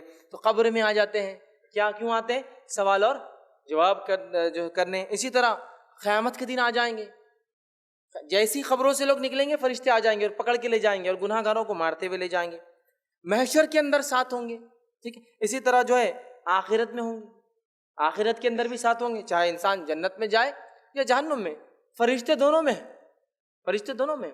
تو یہ وہ لوگ ہیں جن سے ہمارا تعلق ہونا چاہیے، جو چیزیں ان کو پسند ہیں وہ کام ہم نے کرنا چاہیے، ٹھیک ہے۔ اس لیے کہ آگے انشاءاللہ میری تفصیل دس ہے فرشتے کس کے لیے اترتے ہیں، ان کا اترنا، ان کا کسی کے پاس آنا باعث رحمت اور برکت ہے، یاد رکھیے۔ اور ان کے پاس جو چیز چلتی ہے جس وجہ سے دوستی کرتے ہیں وہ صرف اور صرف کیا ہے؟ اعمال جن سے ہمارا سب سے کم تعلق ہے، اچھے اعمال جس سے کہیں گے، جس سے سب سے کم ہمارا تعلق ہوتا ہے، ٹھیک ہے۔ تو یہ اچھے اعمال کی بنیاد پہ تو قبر میں آ جاتے ہیں، قیامت میں آئیں گے، محشر میں آئیں گے، جنت میں ہوں گے، آخرت میں جہنم میں ہوں گے، سب جاؤں گے، ٹھیک ہے۔ اور فرشتے ان لوگوں کے ساتھ ہوتے ہیں، ان لوگوں کے لیے دعائیں کرتے ہیں، ان کے لیے جو اچھائی اور خیر کے لیے وہ کرتے ہیں جو نیک اعمال کرتے ہیں، اور فرشتے ان کے لیے بد دعا کرتے ہیں، لعنت بھیجتے ہیں، برائی کی دعا کرتے ہیں کہ ان لوگوں کے لیے جو نیک اعمال نہیں کرتے، یاد رکھیے۔ اور ہم دیکھتے ہیں، میں نے اسے شروع میں کہا، ہم شیاطین سے بہت ڈرتے ہیں، جنوں کا تذکرہ ہو تو کبھی چھوٹ جاتی ہے، رات میں اگر گاڑی پہ جا رہا تو ڈرتے تو میرے ساتھ چل بابا، جنوں کا معاملہ آ گیا آج، وہ ہوتا ہے۔ فرشتوں کے تذکرے پہ کبھی وہ نہیں تھا، سوائے تھوڑا بہت ڈر ملک الموت سے لگ جاتا ہے، باقی لوگ تو ہم وہ بھی نہیں کر رہے ہیں، جبکہ ان سے دوستی ہونا چاہیے، اور جو چیز ان کو پسند ہے ہم نے بھی کرنا چاہیے، چونکہ اللہ کے بہت مقرب ہوتے ہیں، یاد رکھیے، بہت مقرب۔ اور خاص طور سے عرش کے پاس جو فرشتے ہوتے ہیں نا، وہ اللہ کے عرش کو اٹھائے ہوئے ہوتے ہیں، اور وہ مومنوں کے لیے استغفار کرتے ہیں۔ عرش کے فرشتے جو سب سے نزدیک ہے وہ مومنوں کے لیے استغفار کرتے ہیں۔ مومن مطلب اچھے اعمال جو انسان کرتا ہے، دین پر چلتا ہے، استغفار، اور میں سمجھتا ہوں اس سے زیادہ بہترین استغفار کس کا ہوگا کہ عرش کے حاملین فرشتے جو اٹھا وہ کسی کے لیے استغفار کرے، سب سے قریب۔ ویسے اللہ تعالیٰ کو نہ فرشتوں کی ضرورت ہے نہ کچھ، وہ تو ہمارے دلوں کی حال جانتا ہے، لیکن اس نے ان کو رکھا ہے نا، ان کی باتوں کو، ان کے وسیلوں کو قبول بھی کرتا ہے نا ان فرشتوں کو، ٹھیک ہے۔ روز قیامت یہ وسیلہ بھی بنیں گے، ٹھیک ہے۔ تو لہٰذا عرش کے فرشتے دعا کرتے ہیں۔ اور دنیا میں جو دلوں میں محبتیں پیدا ہوتی ہیں نا اور نفرتیں پیدا ہوتی ہیں، یہ بھی ہمارے طرف سے نہیں ہوتا، کہاں سے آتے ہیں؟ آرڈرز اوپر سے آتے ہیں۔ نبی اکرم صلی اللہ علیہ وسلم فرماتے ہیں کہ جب کوئی شخص نیک اعمال کرتا ہے تو اللہ اس سے محبت کرنے لگ جاتا ہے۔ اللہ جب محبت کرتا ہے تو جبرائیل کو بلا کر کہتا ہے، جبرائیل کیونکہ میں اس سے محبت کرتا ہوں لہٰذا تم بھی اس سے محبت کرو، ٹھیک ہے۔ جبرائیل علیہ السلام کہتے ہیں ٹھیک ہے، وہ جا کے فرشتوں سے کہتے ہیں چونکہ اللہ اس سے محبت کرتا ہے، اس نے مجھے حکم دیا میں اس سے محبت کروں، تم سب بھی ان سے محبت کرو، اور فرشتے دنیا میں آ کے اس انسان کے تعلق سے لوگوں کے دلوں میں محبتیں ڈال کے چلے جاتے ہیں۔ تو اچھے اعمال وجہ بنتے ہیں محبت دنیا ملنے کی، اور اس کے لیے فرشتوں کے ذریعے وہ چیز ٹرانسفر ہوتی ہے، نام اعمال بھی نیچے سے فرشتوں کے ذریعے جاتا ہے۔ تو ہمیں اگر ان فرشتوں سے تعلقات قائم کرنا ہے، اچھے اچھے اعمال کرنا ہے، تو یہ برکت کے فرشتے، رحمت کے فرشتے، اچھے اچھے خیالات بھی ڈالتے ہیں فرشتے، اور باقی تمام مرحلوں میں استغفار کرتے ہیں مومنوں کے لیے فرشتے، ویلکم بھی کرتے ہیں۔ آپ کو پتہ ہے جو انسان نیک ہوتا ہے اس کے روح نکالنے کے لیے خوبصورت فرشتے آتے ہیں، نکالنے کے بعد اسے ایک بہت بہترین خوشبودار ریشم کے اس میں لپیٹتے ہیں، پہلے آسمان کی طرف لے جاتے ہیں، پہلے آسمان پر پہنچنے سے پہلے اس خوشبو کی مہک ایسی پھیل جاتی ہے اس کفن کی کہ پہلے آسمان کے فرشتے سمجھ جاتے ہیں کوئی نیک روح آ رہی ہے، استقبال کرتے ہیں، ویلکم کرتے ہیں، اس کے ساتھ دوسرے آسمان تک جاتے ہیں اور دوسرے آسمان میں الوداع کر کے واپس آ جاتے ہیں۔ تو جس کو عام زبان میں کہوں گا پہچان ہو تو ایسی،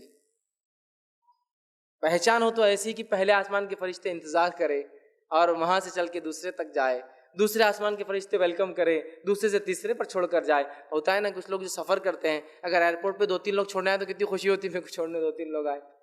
پھر تو کسی کو ایک بھی چھوڑنے نہیں آتا، بابا جا رہا تو جا، اپنے ملک چل جا جلدی. خوشی ہوتی ہے اس کو.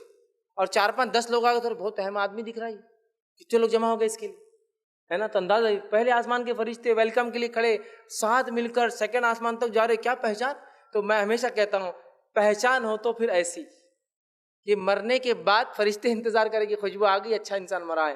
ویلکم ہو ایک سے آسمان سے دوسرے آسمان تک کوئی چھوڑنے آئے. تو بہرحال یہ فرشتے صرف انہی سے دوستی کرتے ہیں جو نیک اعمال کرتے ہیں. اور جب انسان برے اعمال کرتا ہے، بد اعمالیاں کرتا ہے، گناہ کرتا ہے، معصیت کے کام کرتا ہے، تو شیاطین پھر اس کے ساتھ ہوتے ہیں. اور پھر بے برکتی، ہے نا، رحمت کی کمی، اللہ کی مغفرت نہیں ہوتی، چونکہ ظاہر سی بات ہے فرشتے اس کے لیے دعا نہیں کریں گے. تو یہ بڑی اہم بات ہے. انشاءاللہ اس آگے آنے والے درس میں فرشتوں کی دعا اور بد دعا کا مستحق کون. چونکہ فرشتے جس کے لیے دعا کر دیں اس کا تو معاملہ خیر ہوا، اور جس کے لیے بد دعا کر دیں اس کا تو بیڑا غرق ہوگا، چونکہ ان کی دعا اور بد دعا بڑی اہمیت کی حامل ہے. نبی اکرم صلی اللہ علیہ وسلم دعا دیتے جب کوئی کھانا کھلاتا کہ تمہارے گھر فرشتے نازل ہو، دعا دیتے. تو اگر ہم چاہتے ہیں فرشتوں کا نزول ہو ہمارے گھروں میں، رحمت اور برکت آئے، تو ہمیں فرشتوں سے ویسے گہرے تعلقات بنانا پڑیں گے، ویسی دوستی کرنا پڑیں گی جیسی ان سے دوستی کرنے کا حق ہے.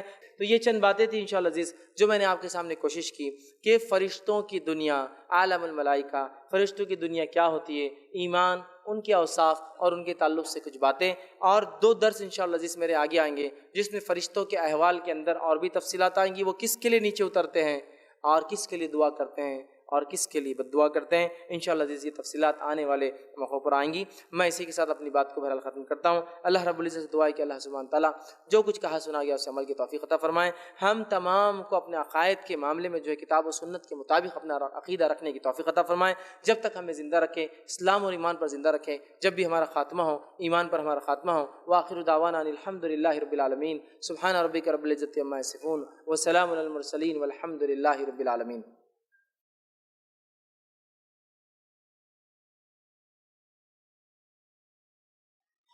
بسم اللہ الرحمن الرحیم.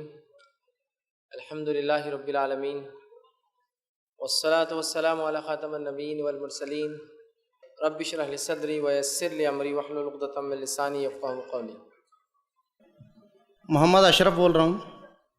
جی جو معراج کا واقعہ ہے، آپ صلی اللہ علیہ وسلم کو جبریل امین نے لے کے گئے تو ایک حد تک آپ رک گئے اور اس سے آگے جانے کے لیے آپ سے کہا گا، تو کچھ بیان میں یہ آتا ہے کہ آپ ہلاک ہو جائیں. جبریل امین بولے میں آگے جاؤں گا تو ہلاک ہو جاؤں گا یا جل جاؤں گا. یہ واقعہ صحیح ہے کیا؟ اور دوسرا یہ تھا کہ ہمارے ایک دوست نے، ان کے دادی تھے جو بہت عبادت گزار تھے، تو ان کا وقت آ گیا تھا موت کا، تو انہوں نے فرشتوں کو دیکھے تھے اور واپس کر دیے تھے. یہ بھی واقعہ صحیح ہے. بھائی نے ایک سوال کیا کہ جو ہے معراج کا جو نبی اکرم صلی اللہ علیہ وسلم کا سفر ہوا تو اس سفر کے اندر جبرائیل علیہ السلام جو ہے آپ صلی اللہ علیہ وسلم کے ساتھ ایک مقام تک گئے، اور اس کے بعد آپ نے کہا کہ میں ہلاک اور برباد ہو جاؤں گا. تو دیکھیے جہاں تک جو بات میرے علم میں وہ یہ ہے کہ جبرائیل علیہ السلام نے جو بات بیان کی تھی وہ یہ تھی کہ مجھے اس سے آگے جانے کی اجازت نہیں ہے، لہٰذا اے محمد صلی اللہ علیہ وسلم آپ آگے جائیے.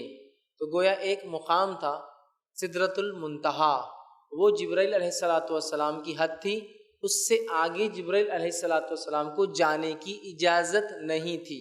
لیکن میرے علم میں یہ بات نہیں، واللہ عالم، کہ کیا انہوں نے یہ کہا تھا کہ میں ہلاک ہو جاؤں گا. لیکن جو بات ثابت ہے روایت سے وہ یہ کہ اس سے آگے مجھے جانے کی اجازت نہیں ہے.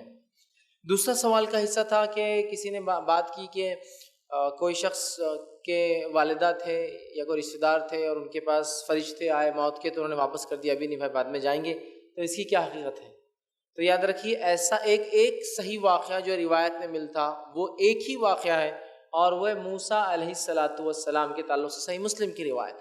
موسیٰ علیہ السلام کے پاس فرشتہ آیا ملک الموت، لیکن انسانی شکل میں آیا اور آ کر کہا، اور بغیر اجازت کے آیا.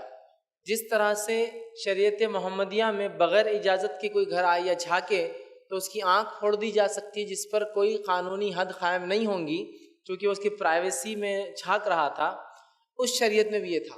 تو جیسے ہی موسیٰ علیہ السلام نے دیکھا فرشتہ بغیر اجازت کے آ گیا، انہوں نے ایک مکہ مار دیا، حدیث میں آتا ہے، جس سے اس کی آنکھ نکل گئی۔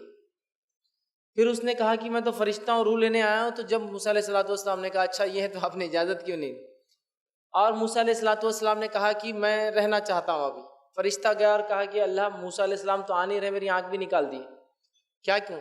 تو اللہ نے کہا کہ جاؤ موسیٰ سے کہو کہ ایک جانور کے جسم پر ہاتھ پھیرے، جتنے بال ہاتھ کو لگیں گے اتنے زندگی دوں گا۔ وہ پھر آیا اور کہا موسیٰ اللہ تعالیٰ فرماتا ہے کہ تم ایک جانور کے جسم پر ہاتھ پھیرو، جتنے بال لگیں گے جسم پر اللہ اتنے سال کی زندگی بڑھا دے گا۔ پھر موسیٰ علیہ السلام نے کہا اس کی بات کیا؟ تو کہا موت تو ہے۔ تو کہا پھر ٹھیک ہے، پھر وہ مجھے کوئی ضرورت نہیں، اب لے کے چلو ساتھ۔ تو موسیٰ علیہ السلام کا انتقال ہو گیا۔ لیکن اس کے علاوہ میں نہیں جانتا، اور یہ تو بہت ہی عجیب واقعہ ہے کہ فرشتے کسی انسان کے پاس آئے اور وہ کہتے جاؤ میں نہیں آتی۔ یہ سب میں سمجھتا ہوں قصے اور کہانیوں میں زندگیاں جو لوگ گزارتے ہیں ان کا معاملہ ہے۔ ہمارے پاس یہ حال ہے کہ دین اور شریعت ایک طرف اور قصے کہانیاں دین کا ایک اٹوٹ حصہ بن چکی ہے، اس حد تک کہ جس کی کوئی انتہا نہیں۔ غائب کی باتیں بھی دنیا میں بتا دی جا رہی ہیں۔ ایک صاحب علم ایک مرتبہ بیان کرنے اور کہا کہ ایک شخص کی مغفرت، بخشش، جہنم کے عذاب سے نجات اور کامیابی مل گئی آخرت میں، صرف ایک بار بیوی نے نمک زیادہ ڈالا تھا، انہوں نے صبر کر کے کھا لیا تو اللہ نے ان کی مغفرت کر دی۔ ایک بار بیوی نے نمک زیادہ ڈال دیا تھا، انہوں نے صبر کر لیا تو ان کی مغفرت ہو گئی۔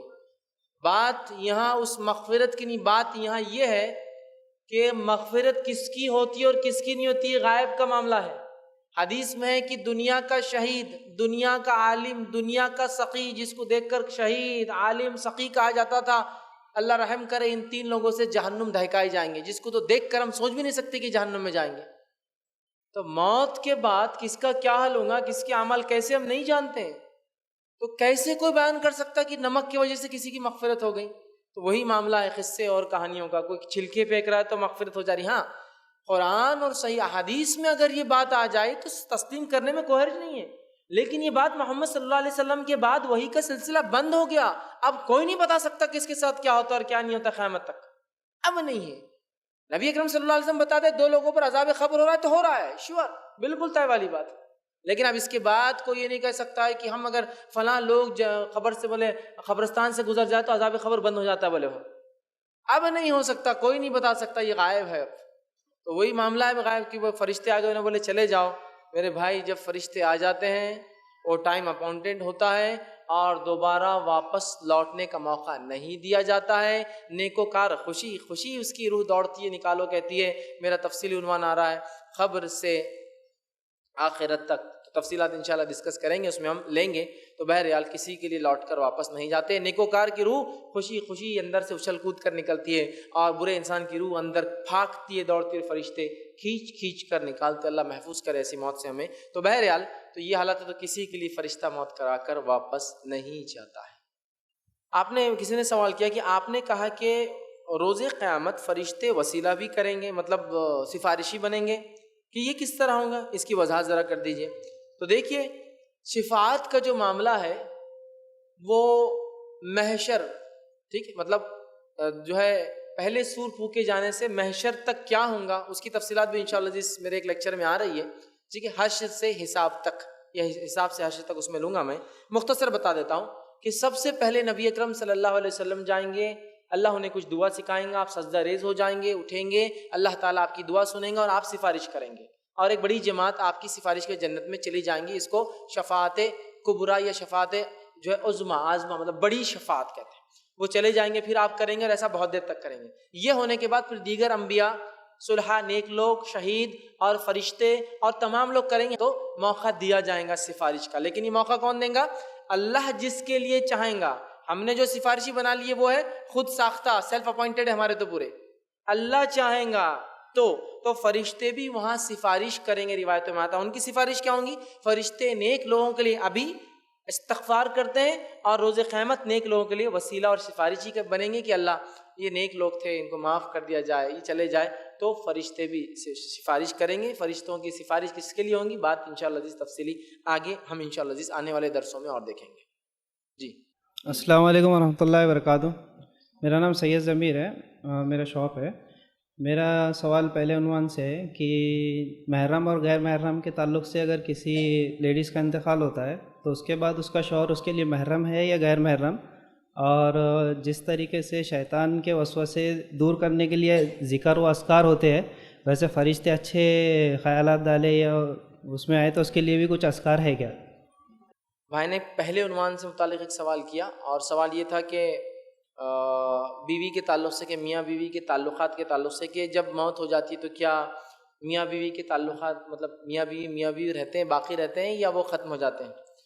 بہرحال ایک عجیب بات ہے، ہمارے ماحول میں تو حالت یہ ہے کہ اگر کسی کی بیوی کا انتقال ہو جاتا ہے، جس سے انسان کو نہ صرف روحانی محبت ہوتی ہے بلکہ جسمانی اعتبار سے اس کا زندگی گزارتا ہے، اور یہ بولتے کہ رشتہ ختم ہو گیا، رشتہ ختم ہو گیا، اب اپنی بیوی کو، مری ہوئی کو انسان نہیں دیکھ سکتا، اللہ رحم کرے، جنت میں نہیں رہنا ہے کیا اس کے ساتھ؟ حدیث میں واضح الفاظ ہے، دنیا کی بیویاں ہی جنت میں رہیں گی۔ وہاں بھی کیا؟ تو دنیا کی بیویاں ہی جنت میں رہیں گی، آپ یہاں رشتہ توڑ دے رہے، سیدھا نہیں بولے بیوی مر گئی آپ نہیں دیکھ سکتے۔ ایک مرتبہ ایک صاحب علم، ان کی زوجہ، ان کی اہلیہ کا انتقال ہوا، اور وہ جا کر بیوی کو انہوں نے دیکھا۔ اب بہت سارے لوگ جو معاملہ ہے کہ بیوی کو نہیں دیکھ سکتے، رشتہ بولے ختم ہو جاتا، تو وہ بولے ارے انہوں نے تو بیوی کو دیکھ لیا اپنے، تو غلط ہو گیا۔ تو پھر ایک صاحب ان کی وضاحت کرے، نہیں وہ بہت بڑے عالم ہیں، بولے ان کو یہ مسئلہ معلوم ہے۔ تو اب لوگوں نے پوچھا کیا مسئلہ ہے، انہوں نے کیسا دیکھ لیا، باقی تو کوئی نہیں دیکھتے؟ تو انہوں نے کیا کیا، بولے انتقال کے بعد بہن کی نیت سے دیکھے، بولے کیا کہاں سے لاتے، اللہ رحم کرے جی، کیسا توڑتے اور موڑتے۔ اب یہاں بہن کی نیت سے دیکھے، پھر وہ تو آخر میں پھر ملنے والی ہے نا بیوی بول کر۔ اس کے تعلق سے صحیح بات کیا، آئیے میں آپ کے سامنے رکھتا ہوں۔ مائی عائشہ رضی اللہ عنہا، سر دکھ رہا تھا آپ کا، سر دکھ رہا، بیٹھی تھی، آپ صلی اللہ علیہ وسلم فرمائے عائشہ کیا ہوا؟ وہ کہا میں تو بیمار ہوں۔ تو کہا اچھا تم بیمار ہو؟ تو انہوں نے سوال کیا، بیوی ہونے کے ناطے، بیویاں سوال کرتی نا شوہر سے، سوال کیا اللہ کے رسول یہ بتائیے، اب میں بیمار ہوں، اگر آپ کی زندگی میں مر جاؤں تو کیا کروں گے میرے لیے؟ ایک بیوی کا سوال ہے اپنے شوہر سے، اگر میں مر جاؤں تو میرے لیے کیا کروں گے؟ آپ کیا کریں گے شوہر ہونے کے ناطے؟ میں عائشہ کو اللہ کے رسول جواب دے رہا، ابھی میرا جواب نہیں ہے، میں کسی مسلک سے جواب نہیں دے رہا ہوں، میں حدیث کی بات رکھ رہا ہوں، اور کوئی فتویٰ بھی نہیں دے رہا ہوں، سیدھا حدیث رکھ رہا ہوں۔ تو اللہ کے رسول صلی اللہ علیہ وسلم فرمائے اے عائشہ اگر تم میری زندگی میں مر جاؤ تو میں تجھے نہلاؤں گا، کفناؤں گا، تیری جنازے کی نماز پڑھوں گا، اور تیرے لیے استغفار کروں گا، 4 کام کروں گا تیرے لیے۔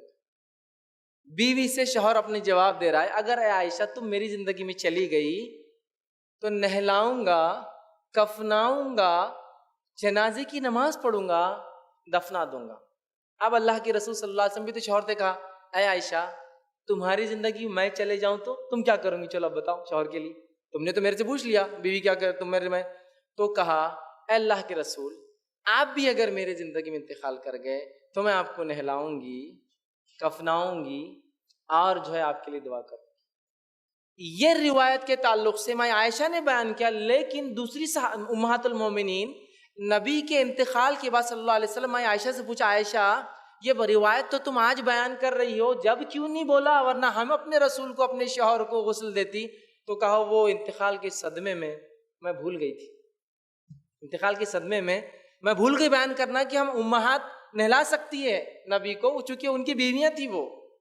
تو دوسری بیوی نے کہا اے عائشہ تم نے کیوں نہیں بولے جب بولنے کی بات تھی نا، یہ تو اتنا امپورٹنٹ۔ تو کہا میں غم کی وجہ سے بھول گئی تھی۔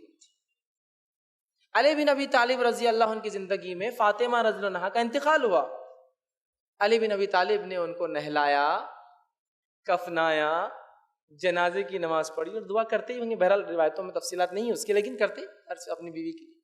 سمجھ رہے اب بات؟ تو کہاں ٹوٹا بھائی رشتہ؟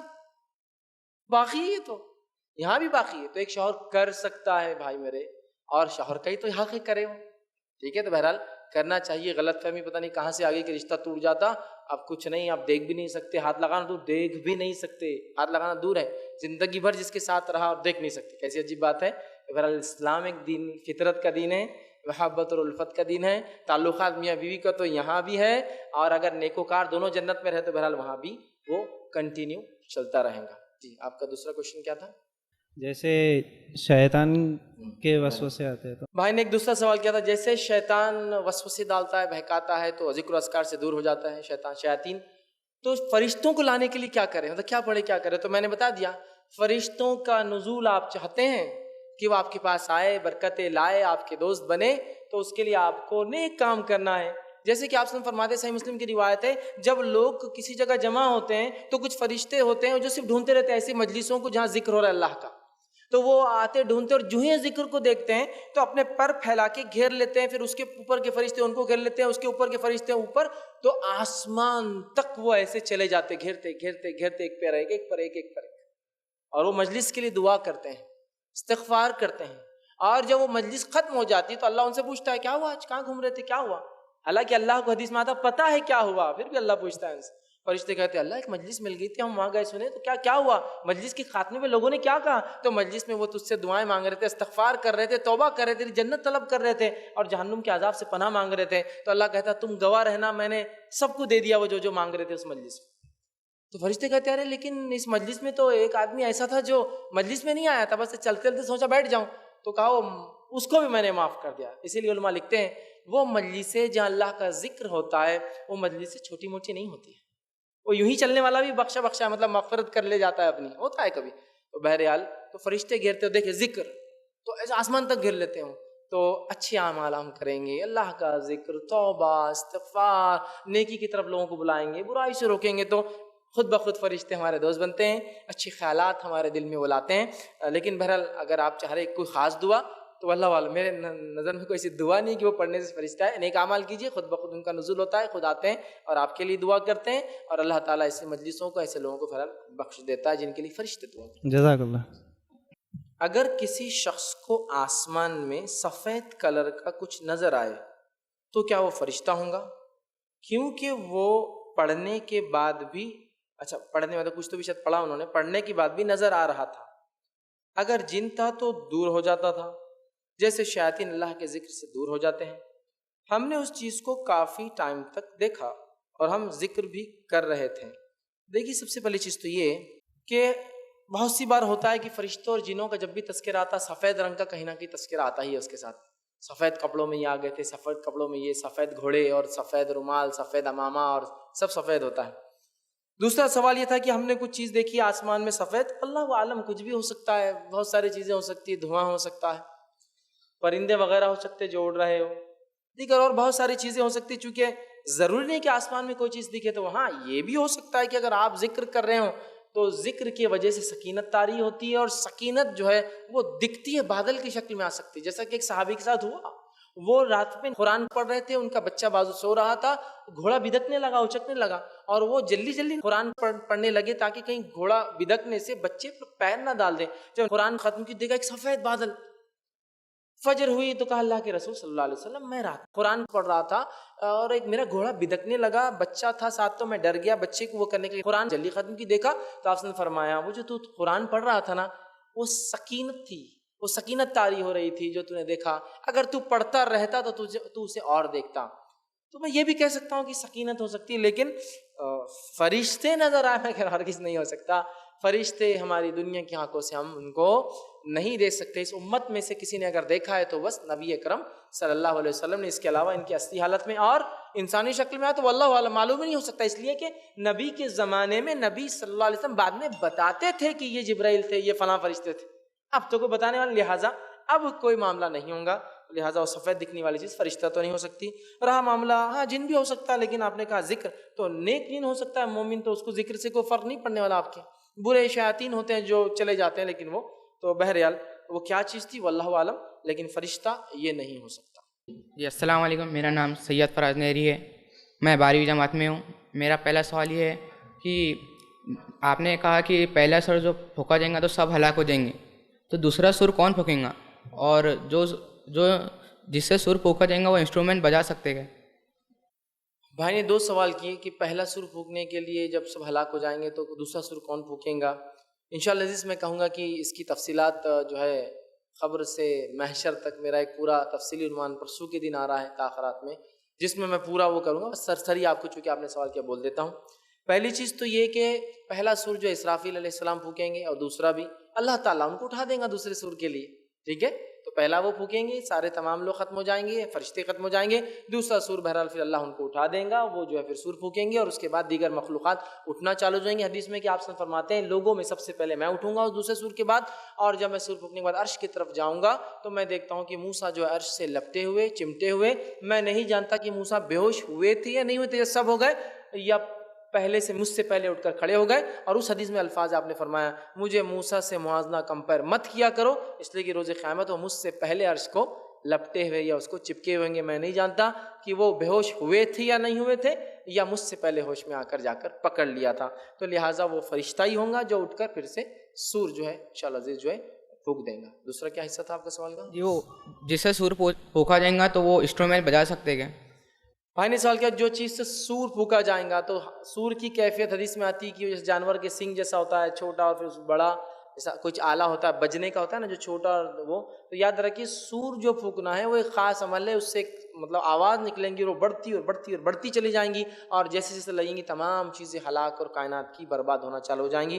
تو کیا دنیا میں ہم بجا سکتے ہیں اس جیسی چیز؟ نہیں بجا سکتے۔ دنیا میں گانے بجانے کے آلات کی ہمیں اجازت نہیں ہے، چاہے سور کی شکل ہو یا کسی اور شکل کی ہو۔ تو وہ اگر سور کی شکل کی کوئی چیز ہے گول، ٹھیک ہے، تو آپ کیا بجا سکتے؟ تو نہیں، بجانے کے آلات دنیا میں جائز نہیں ہے، سوائے چند موقعوں پر دف بجانے کے، چند موقعوں پر، وقت نہیں ہے، میرا ایک عنوان ہے اس پہ آپ دیکھ سکتے کب انسان خوشی میں دف بجا سکتا ہے، تو بہرحال کون سے مواقع پر، تو بہرحال خوشی کے موقع پر، یا کہ وہ منت مانگ لے تو دف بجانے کا ثبوت ملتا ہے، لیکن اس کے علاوہ کسی میوزیکل انسٹرومنٹ کو بجانا درست اور جائز نہیں ہوگا۔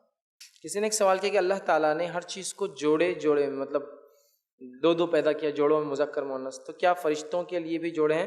تو فرشتوں کے لیے کوئی تذکرہ جوڑوں کا اور کوئی مؤنث اور مذکر میل فیمیل کی کوئی تفصیلات کتاب قرآن یا سنت میں نہیں آتی، لہٰذا ہم بھی یہی تصور رکھے کہ وہ جوڑے جیسا فرشتے مذکر مؤنث اس قسم کے نہیں ہوتے، تو لہٰذا ان کے جوڑوں کے تعلق سے ہم نہیں کہہ سکتے کہ وہ کیا معاملہ ہوتا ہے، چونکہ ان کا جینڈر میل فیمیل کے تعلق سے کوئی تفصیلات نہیں آتی، اور چونکہ وہ ایک ایسی دنیا ہے یہاں سے سمجھنا ممکن نہیں، چونکہ دنیا میں ہر چیز جوڑوں میں ہوتی ہے، لیکن چونکہ آخرت کی بات ہے واللہ عالم، تو بہرحال لیکن وہ جوڑوں میل اور فیمیل فرشتے نہیں ہوتے ہیں، یاد رکھیے۔ السلام علیکم ورحمۃ اللہ وبرکاتہ۔ میرا نام ہے عبد الماجد۔ میرا سوال ہے جیسا آپ نے کہے کہ برے خیالات شیطان کی طرف سے ہوتے اور اچھے خیالات فرشتوں کی طرف سے ہوتے، تو پھر یہ نماز میں ہم کو دونوں قسم کے خیالات کبھی آتے ہیں، تو وہ اس کا وضاحت کیجئے کہ اچھے خیالات کبھی آئے تو کیا ہے؟ بھائی نے ایک اچھا سوال کیا کہ جیسے میں نے کہا جن وہ شیاطین برے خیالات ڈالتے، فرشتے اچھے خیالات ڈالتے، اب نماز کی کیفیت میں کوئی اچھے خیالات آئے تو چلیے برے تو سمجھ میں آ رہا، تو یاد رکھیے نماز کی کیفیت میں کوئی بھی خیال آؤ یہ شیطان کی طرف سے ہی ہے، چونکہ نماز ایک عبادت ہے جس میں انسان اللہ کی طرف لو لگاتا ہے، اس طرف دھیان لگاتا ہے، اس طرف کنسنٹریٹ کرتا ہے، اور جو کتاب کا حصہ قرآن پڑھتا ہے اس پہ وہ غور کرتا ہے، اپنے رب کی حمد کرتا ہے، ثنا کرتا ہے، اور اس کے سامنے عاجزی ہے نماز ایک قسم کی وہ پڑھتا ہے۔ لہٰذا اگر نماز میں اچھے اور برے خیالات آ رہے ہیں تو یاد رکھیے یہ فرشتوں کی طرف سے اچھے خیالات نہیں ہیں۔ اللہ کے رسول صلی اللہ علیہ وسلم فرماتے ہیں جب انسان نماز کے لیے جاتا ہے تو شیطان ایسے کام یاد دلا دیتا ہے جو بہت دنوں سے بھولا ہوا تھا، اور یہ آپ غور بھی کر سکتے ہیں۔ نماز کے لیے آپ گئے تو سب سے پہلے آپ نماز کے لیے وضو کر کے جب کھڑے ہو اللہ اکبر کہتے کچھ تو بھی ایسا کام یاد آتا جو 2-3 مہینے سے پینڈنگ ہے، وہیں یاد آتا نماز میں، ارے، اور پوری نماز پھر پریشان، ٹھیک ہے، تو یہ شیطان کی طرف سے ہے۔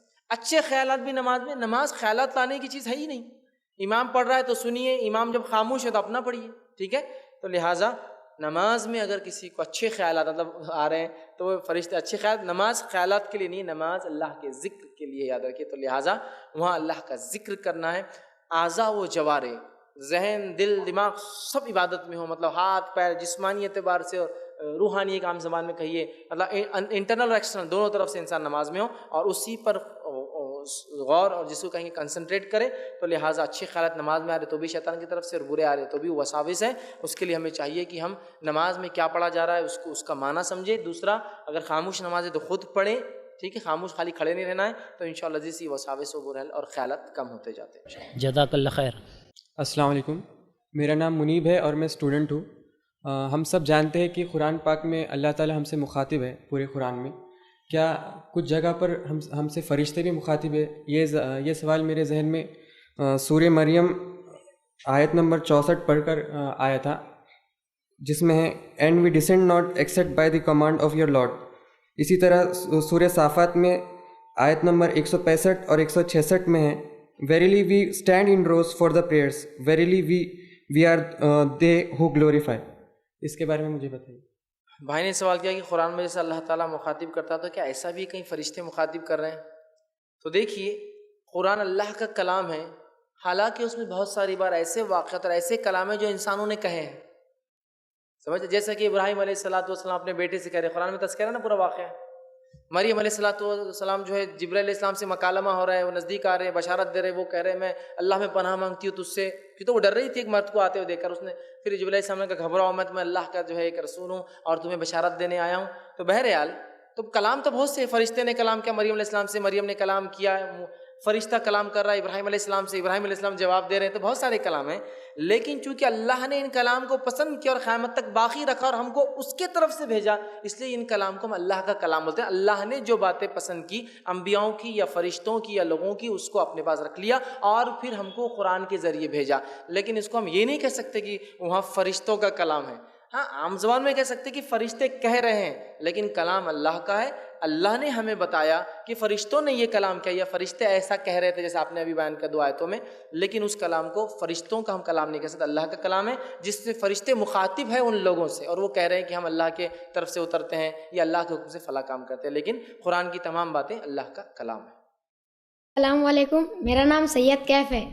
میرا ایک سوال ہے کہ جب حضرت جبرائیل علیہ السلام حضرت محمد صلی اللہ علیہ وسلم کے پاس وہی لے کے آتے تو آپ گھبراتے کیوں تھے؟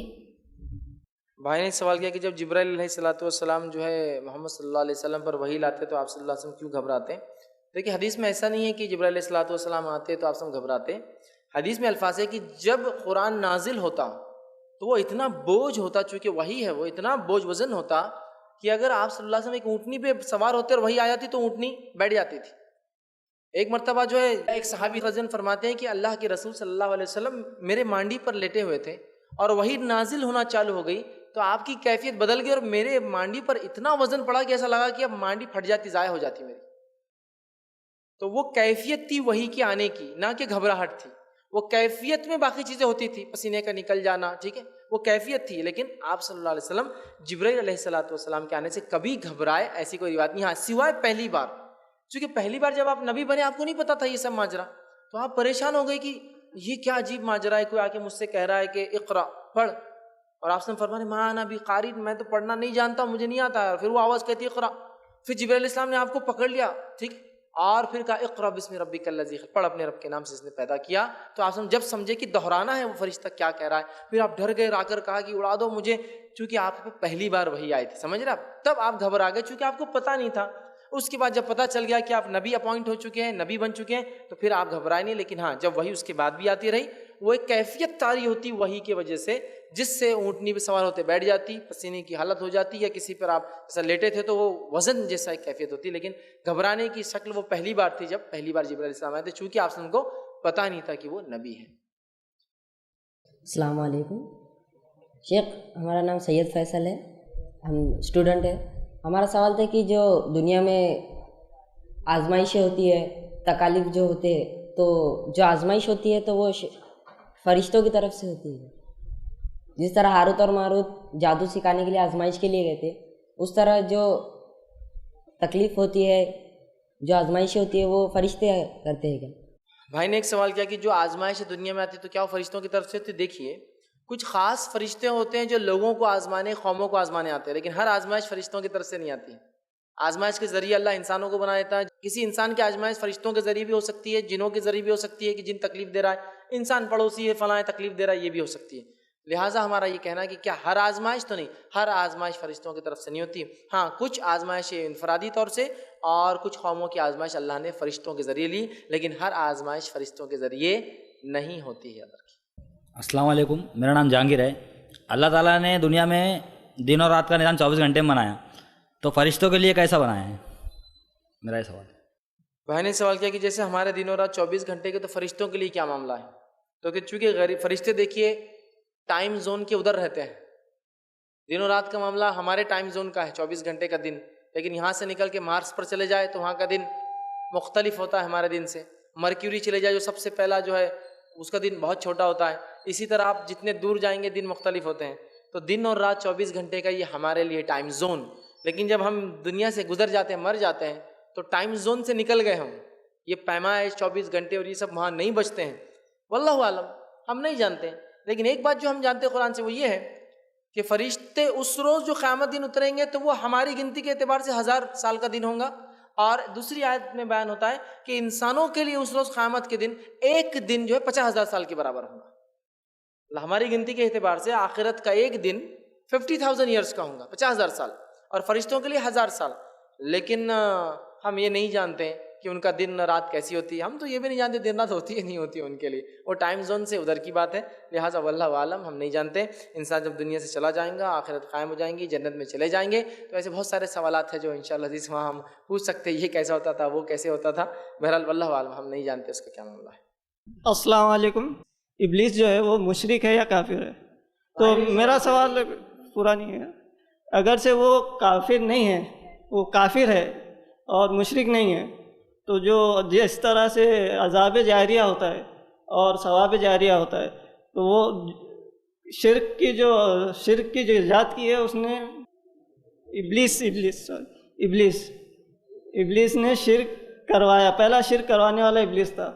تو اس کا جو عذاب جاریہ ہے, عذاب جو ہے اس کو ابھی تک مل رہا ہے. تو کیا وہ مشرک ہوگا یا پھر کافر ہوگا؟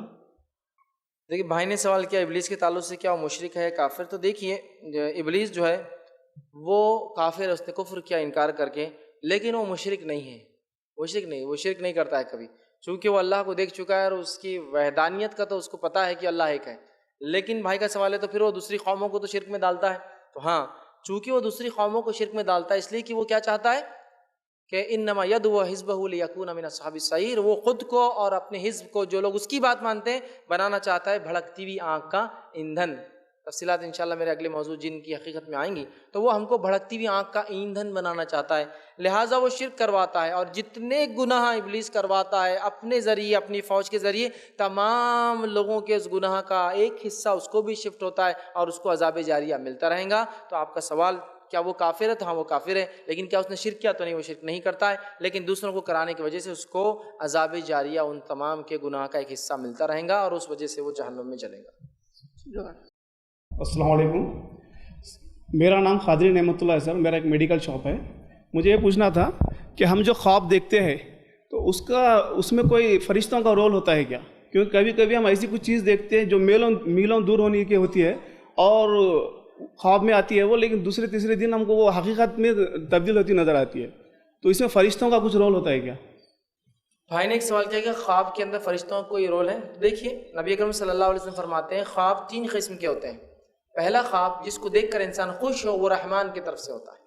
جو بھی خواب آپ کو دیکھے اچھا لگے, خوشی ہو, رحمان کی طرف سے ہوتا ہے. آپ سے فرماتے ہیں اس خواب کو وہ نیک لوگوں کو بتائے انسان, ٹھیک ہے جی. دوسرا فرماتے ہیں ایک خواب ہوتا ہے جو شیطان کی طرف سے ہوتا ہے. اس خواب کی علامت پہچان یہ ہے کہ وہ خواب دیکھ کر انسان ڈر جاتا ہے. تو آپ سے فرماتے ہیں جس خواب کو دیکھ کر ڈرو وہ شیطان کی طرف سے, اس خواب کو کبھی لوگوں کو نہیں بتانا, کیونکہ اس سے آپ کا ڈر لوگوں میں پھیل جائے, معلوم ہو جائیں گے ڈرتا ہے اس چیز سے. تیسرا فرماتے ہیں خواب وہ ہوتا ہے جو نفسیات, سائیکالوجی, ہیومن, کچھ بھی دیکھتا ہے انسان. خواب میں بھاگنا نہیں آ رہا, شیر پیچھے لگ گیا, سائیکل چلانا آ رہی نہیں, سوئمنگ جم رہی نہیں, حالانکہ بیسٹ سوئمر ہے لیکن خواب میں سوئم نہیں آتا ہے نا. تو یہ نفسیات ہوتی ہے اس کی, ٹھیک ہے. تو نفسیات سے یہ خواب ہوتے ہیں. لیکن فرشتوں کا چونکہ آپ نے رول کہا, حدیث میں کہیں فرشتوں کا رول خواب میں نہیں آتا ہے. رحمان کی طرف سے, شیطان کی طرف سے, نفسیات, سائیکالوجی, لیکن اس میں فرشتوں کا تذکرہ چونکہ نہیں ہے تو لہٰذا میرے لیے بولنا ممکن نہیں کہ کیا فرشتوں کا رول خواب میں ہوتا ہے, اچھے خواب میں. واللہ عالم. اس تو کچھ چیز ایسی ہمیں معلوم پڑ جاتی ہے کہ ایگزیکٹ وہ بہت دور ہوتی ہے. ایگزیکٹ اچھا, سوال کا یہ بھی حصہ تھا کہ ایک چیز ہے جو بھائی کو خواب کے ذریعے پتہ چلی بہت دور ہے, ٹھیک ہے, بعد میں بتائی. تو اس تعلق سے آپ سے فرماتے ہیں کہ ایک صحابیہ تھی یا ایک صحابی تھے, میں بھول رہا ہوں غالباً. تو ایک مرتبہ جو وہ رو رہی تھی, آپ سے کہا کہ تم کیوں رو رہی ہو؟ تو کہا کہ آپ دنیا سے چلے جائیں گے تو وہی کا سلسلہ بند ہو جائے گا, وہی کا سلسلہ بند ہو جائے گا, ٹھیک ہے. تو آپ سے فرمایا خوش ہو جاؤ, خواب جو ہے وہی کا 1/30 یا 1/38 یا 1/40 اس طرح سے روایت کے الفاظ ہے, وہی کا حصہ ہے. مطلب یہ ہے اللہ تعالیٰ خواب کے ذریعے ایسی باتیں بتا سکتا ہے جو ہونے والی ہے. اور وہ بات تبھی پتہ چلتی ہے جب انسان کو وہ خواب دیکھ کر وہ چیز ہو جاتی ہے. لیکن آپ اس سے یہ مت سوچیے کہ میرے خواب سب سچے رہتے ہیں, اب یہ ہونے والا, میں نے دیکھ لیا تم مر گئے خواب میں, آپ تمہارا نمبر آ گیا.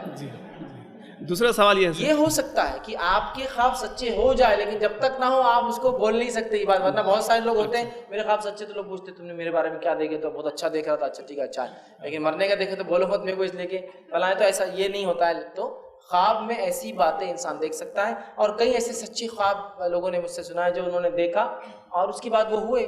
ٹھیک ہے, تو ایسا ہوتا ہے. تو خواب میں ایسی چیز آپ دیکھ سکتے ہیں, اس میں کوئی غلط چیز نہیں کہ کوئی چیز نہیں ہوئی اور بعد میں آپ نے دیکھا ارے میں نے خواب دیکھا تھا, ایسا ہو سکتا ہے بھائی. اچھا, دوسرا سوال یہ تھا سر, کوئی گھر میں نزاع کی حالت میں ہے اگرچہ, تو دروازے کھلے رکھنا ایسا میں سنا تھا, یہ تو کس حد تک صحیح ہے یہ؟ بھائی نے ایک سوال کیا کہ کوئی موت کی حالت مطلب نزا کی حالت میں موت سے قریب ہے تو لوگ بولتے دروازے کھلے رکھو. تو دیکھیے فرشتوں کو آنے کے لیے کوئی کھڑکی دروازے نہیں لگتے ہیں, تو لہٰذا کوئی ضروری نہیں کہ آپ بولتے ہیں لوگ کوئی دروازے کھلے رکھے, فرشتے کھڑکی اور بغیر دروازے. اور بہرحال ان کی رفتار آپ دیکھیے کہاں سے نکلتے ہیں. ادھر ابھی معاملہ ہوا نہیں کہ زمین پہ پہنچ جاتے ہیں. رفتار کتنی ہے کہ فرشتوں کی رفتار دیکھیے کہ وہاں ہے آسمان پہ, اللہ تبارک و تعالیٰ نے ان کو آسمان پہ رکھا, اور یہاں نبی اکرم سے کوئی سوال ہوتا ہے ادھر سوال ختم نہیں ہوتا جبریل آ گئے. اسپیڈ مطلب ہم تو جو اسپیڈ جانتے ہیں وہ لائٹ کی ہے 1,86 مائلز پر سیکنڈ یا 3 لاکھ کلومیٹر رفلی پر سیکنڈ. یہ رفتار سب سے زیادہ جو ہم جانتے ہیں, اس سے زیادہ کی رفتار ہمیں نہیں پتا. لیکن فرشتوں کی رفتار وہ ہوتی ہے اس آسمانوں سے وہ ایسے آتے پلک جھپکتے ہوئے کہ سوال سائل کا ختم نہیں ہوا, جواب لے کر جبریل علیہ السلام آ گئے اور وہی سنا کر چلے گئے. اتنی رفتار. جبکہ ہم جانتے ہیں کہ آج جو ہم کائنات کو دیکھتے ہیں وہ تقریباً 200 بلین لائٹ ایئرس ہم دیکھتے ہیں. 200 کروڑ سال تک اگر روشنی کو چھوڑ دیا جائے جو 3 لاکھ کلومیٹر فی گھنٹے کی رفتار فی سیکنڈ کی رفتار سے بھاگتی ہے, تو 200 کروڑ سال جائیں گے تو اتنا آج انسان دیکھ سکتا ہے اتنے فاصلے تک ہبل سے, کوئی ٹیلیسکوپ سے. سمجھ رہے آپ کتنا دور ہے, اور آسمان پہلا پتہ نہیں اس سے کتنے دور ہے. تو بہت رفتار ہوتی ہے. تو بہرحال وہ رفتار سے آتے ہیں اور انبیاء علیہ السلام پیغام بہرحال دے کے چلے جاتے تھے. تو لہٰذا ان کو کوئی یہ دروازے در اور اس کی ضرورت نہیں, کوئی کھلا رکھنے کی. بہرحال وہ آتے ہیں اور جزاک اللہ لے کر چلے جاتے ہیں. السلام علیکم. میرا سوال پریویس ٹاپک سے ریلیٹڈ ہے.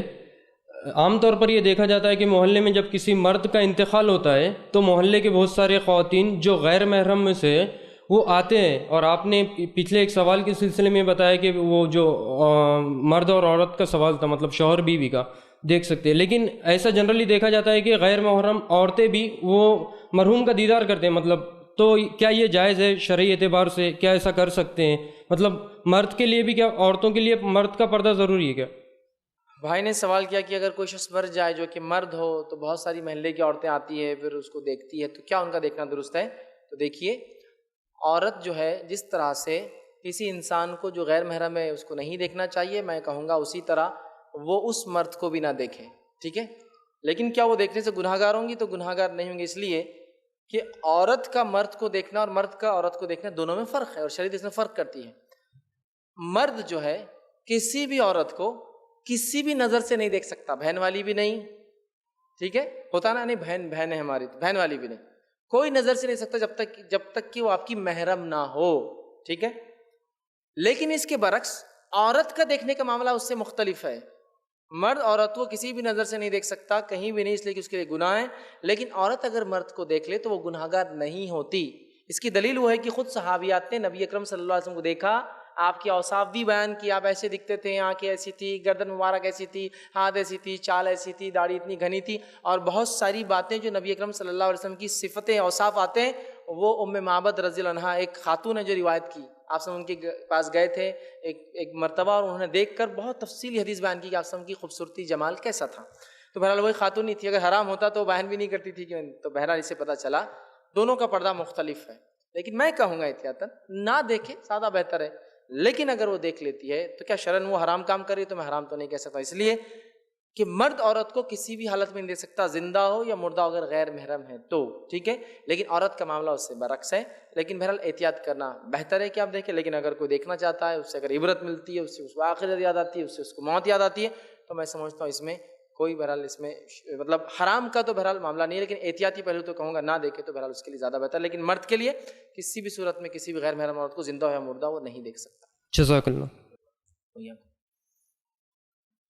السلام علیکم. فیض بھائی میرا ایک سوال ڈاؤٹ ہے اصل میں، کہ جیسے ہم سب جانتے ہیں کہ تصاویر ایسے کچھ اگر گھر میں ہو تو فرشتے داخل نہیں ہوتے، تو کچھ لوگ یہ سب جاننے کے بعد بھی گھر میں بچوں کی تصویر یا جو مر جاتے ہیں ان کی تصویر رکھتے ہیں، ان کا کہیں یہ تو مقصد نہیں کہ موت کے فرشتے گھر میں داخل نہ ہوں؟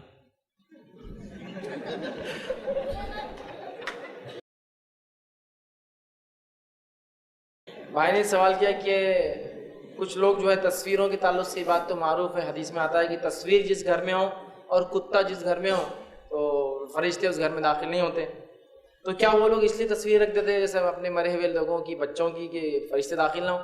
دیکھیے موت کے فرشتے کے لیے الفاظ نہیں، حدیث میں رحمت کے فرشتے اس گھر میں نہیں آتے یا فرشتے نہیں آتے، جو جس گھر میں کتا اور تصویر ہو ملک الموت کو تو کوئی نہیں روک سکتا، جب اپوائنٹڈ ٹائم ہے، جس وقت آنا ہے اور جس کو لے جانا ہے شور شاٹ لے جاتے اس وقت آ کر، کوئی اس میں وہ نہیں۔ اب بہت سے لوگ ملک الموت ایک ہوں تو اتنے لوگ ایک ساتھ مر جاتے جب کیسا کرتے ہوں گے، وہ عالم غائب کی بات ہے بھائی، آپ مطلب جو ٹائم زون سے ادھر کی بات چالو ہے ادھر۔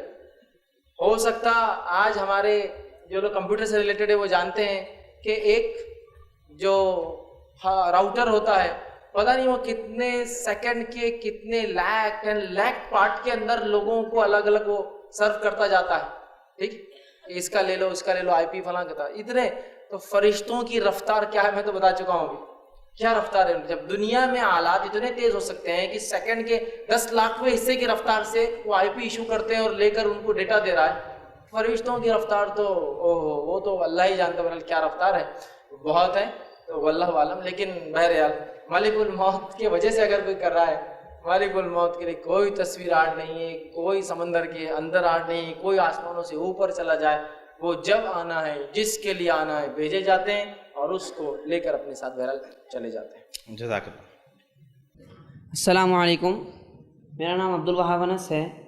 میرا یہ کوشچن یہ ہے کہ آپ نے اپنی اسپیچ کے دوران یہ بتایا کہ اللہ تعالیٰ نے فرشتوں کو، اللہ تعالیٰ نے انسانوں کو اپنی عبادت کے لیے پیدا کیا، اور قرآن مجید میں بھی ہے کہ وما خلقت الجن الا انسان الا لیعبدون، تو فرشتوں کو اللہ تعالیٰ نے کیوں پیدا کیا؟ دیکھیے بھائی کا سوال ہے کہ اللہ تعالیٰ نے فرشتوں کیوں پیدا کیا، تو اللہ تعالیٰ نے فرشتوں کو اپنی حمد و ثنا، تسبیح اور عبادت کے لیے پیدا کیا، ان کو بھی، جس کے تعلق سے پوری تفصیلات آپ سورہ بقرہ کی ابتدا میں پڑھیے کہ انہوں نے کہا اے اللہ تو ان آدم کو کیوں بناتا جب کہ ہم ہیں نا تیری تسبیح اور پاکی بیان کرنے کے لیے۔ تو اس آیت سے یہ پتہ چلتا ہے کہ فرشتے اللہ کی حمد و ثنا اور پاکی بیان کرنے کے لیے پیدا کیے گئے۔ اسی طرح مختلف امور کام اللہ نے دے رکھے، وہ کام کرنے کے لیے پیدا کیے، امور ہے نا الگ الگ، پہاڑ کا فرشتہ، بارش برسانے کا ایک فرشتہ ہے، اور اسی طرح جو ہے اولاد کی وجود میں لانے کے لیے ایک فرشتہ، موت کے لیے ایک فرشتہ، تو بہرحال مختلف کام ہیں۔ تو اللہ نے فرشتوں کو اپنی حمد و ثنا، تسبیح، بڑائی بیان کرنے کے لیے، اسی طرح جو ہے کچھ کام اللہ رب العزت نے دے رکھے ہیں۔ لیکن آپ اگر پوچھیں گے کیا مقصد، جیسے قرآن نے کہا وما خلقت، تو واللہ عالم، اللہ بہتر جانتا ہے اس نے کس مخلوق کو کیوں پیدا کیا، لیکن جو ظاہر باتیں ہمیں پتہ چلتی وہ یہ کہ اللہ کی حمد و ثنا، بڑائی بیان کرنے کے لیے، اور مختلف کام جو اللہ نے انہیں دے رکھے اس کام کے لیے پیدا کیے۔ اور آپ نے بتایا کہ فرشتوں کی ریئل امیج کو ہم دیکھ نہیں سکتے، لیکن ایک مرتبہ کہ ویڈیوز میں آیا تھا کہ کعبے کے اوپر ایک اینجل اتر رہا ہے اور بڑے اس کے بعد بچا رہا ہے کہ اللہ اکبر، فرشتہ اتر رہا ہے، یہ رائٹ ہے، کریکٹ ہے نہیں؟ بھائی نے ایک سوال کیا کہ ایک ویڈیو آیا تھا جس کے اندر کوئی پتہ نہیں کوئی سفید رنگ کی چیز ہوا میں اڑ رہی ہے، کعبے کے اطراف گھوم رہی ہے، اور ویڈیو میں نے بھی دیکھا کہ بولے فرشتہ طواف کر رہا کعبے کا، پتہ نہیں لوگ کہاں سے لا لیتے، وہ گھٹیا قسم کی ایڈیٹنگ تھی وہ، یا پھر ویڈیو خراب ہوں گا اور اس میں کچھ تو بھی نظر آ رہا ہے، اور یہ بہت سارے لوگ تو بنا لیتے ہیں اور بولتے ہیں جھوٹ اس لیے ہم بول رہے ہیں کہ لوگ نیکی کی طرف بڑھے، فرشتہ نظر آ گیا دیکھو فلاں، تو یاد رکھیے وہ ویڈیو سب ایڈیٹڈ ہوتے ہیں اور اس کی کوئی حقیقت نہیں۔ فرشتوں کے لیے بیت المعمور ہے، وہ وہاں کریں گے، یا ایک غائبی کی شکلیں ایک الگ چیز ہے، لیکن اس طرح سے کوئی اڑتے ہوئے نظر آ رہا، کعبے پہ روشنی اتر رہی جا رہی، فرشتہ آیا، اس کی کوئی حقیقت نہیں، سوائے وہ کیمرے کا اوپر جاتے تھے کہ روشنی کی ایسی کرن نظر آتی ہے جو کعبے تک جا رہی ہے، وہ ایک عام بات ہے۔ آپ دیکھیے لائٹس جب چلتی ہے، عکس پڑتا ہے کیمراز پر تو پھیل جاتی ہے، تو اس کی کوئی بہرحال حقیقت نہیں ہے، تو فرشتے ایسے کسی کو نظر نہیں آتے۔ ہاں ایک زمانہ آئے گا جب عیسیٰ علیہ السلام نازل ہوں گے، ایک تفصیلی بہرحال اس کا عنوان ہے میرا، تب انسان فرشتوں کو اپنی آنکھوں سے دیکھیں گے۔ عیسیٰ علیہ السلام 2 فرشتوں کے کاندھوں پہ ہاتھ رکھ کے آئیں گے، آپ نے فرمایا تم فرشتوں کو دیکھو گے نیچے اترتے ہوئے، وہ ایک الگ چیز ہے، ٹھیک ہے، ورنہ عام حالت میں نہیں آتے، اور ویڈیوز فیک جھوٹے ویڈیوز ہیں، ایڈٹ کر کے بنائے گئے۔ جزاک اللہ۔ علیکم، میرا نام محمد الیاس ہے، میں پیشے سے ٹیچر ہوں۔ میرا سوال یہ ہے کہ ابھی آپ نے بتایا کہ گھر میں تصویریں رہنے سے گھر میں فرشتے داخل نہیں ہوتے، تو اخبارات میں جو تصویریں ہیں اور جو کمپیوٹر پر ہم ڈیسک ٹاپ پر جو تصویریں رکھتے، اور ٹی وی وغیرہ جو گھر میں ہیں، کیا ان کا شمار بھی انہی تصاویر میں ہوتا ہے؟ بھائی نے سوال کیا کہ تصویر رکھنے سے فرشتے نہیں آتے، تو کیا وہ جو نیوز پیپر میں، ڈیسک ٹاپ پہ یا ہینڈ سیٹ میں رکھتے ہیں؟ ہاں، یہ تصویر یہی اس کا معنی ہے. تو اگر پیپر آتا ہے تو آپ ڈھک کے رکھیے اس کو، اگر ضرورت ہے اس کی تو ڈھک کے رکھیے. تصویر کوئی ہو تو اس کو چھپا دیجیے. ڈیسک ٹاپ ہینڈ سیٹ پر تصویر ڈالی ہی مت، وہاں کیا شرعی ضرورت ہے؟ بچوں کی تصویریں ڈال دیتے، پتہ نہیں لوگ خود کی تصویریں ڈال دیتے ہیں. تصویر دیکھیے شرعی عذر کے تحت کھنچانا علماء نے اجازت اور جواز دیا ہے، لیکن بنا شرعی عذر کے بس کچھ بھی، میں یہ کھا رہا، میں یہ پی رہا، میں یہاں جا رہا، میں یہاں سویا ہوا، میں یہاں تیر رہا، میں یہاں ڈوب رہا، میں یہاں گر رہا، میں یہاں مر رہا، اس کی بھی تصویر ڈالتے لوگ. ایسے بھی سیلفیز ہے جو مرنے سے پہلے، گرنے سے پہلے لی لوگوں نے، خودکشی کر رہے، فوٹو کھینچ کے گر گئے پیچھے اور فوٹو ڈال رہے. ہاں ایسے بھی ہے. تو یہ ایڈکشن ہے، اور نفسیاتی اعتبار سے یہ بات بہرحال ڈاکٹرز کہہ رہے ہیں کہ یہ سیلفیز لینا ایڈکشن ہے. یہ بھی بہرحال تو میں کہوں گا اننیسیسری فوٹوز کو اوائڈ کیجیے. ڈیسک ٹاپ پہ اس پہ رکھنا تو بالکل درست نہیں ہے. اور اخبار میں جو آتی ہے، اخبار جب پڑھ لیا دبا کے رکھ دیجیے، کھلا مت رکھیے، ورنہ وہ بالکل حدیث میں آتا ہے تصویر جس گھر میں ہو فرشتے نہیں آتے، وہ اسی میں اس کو چھپا کے ڈھک کے رکھیے.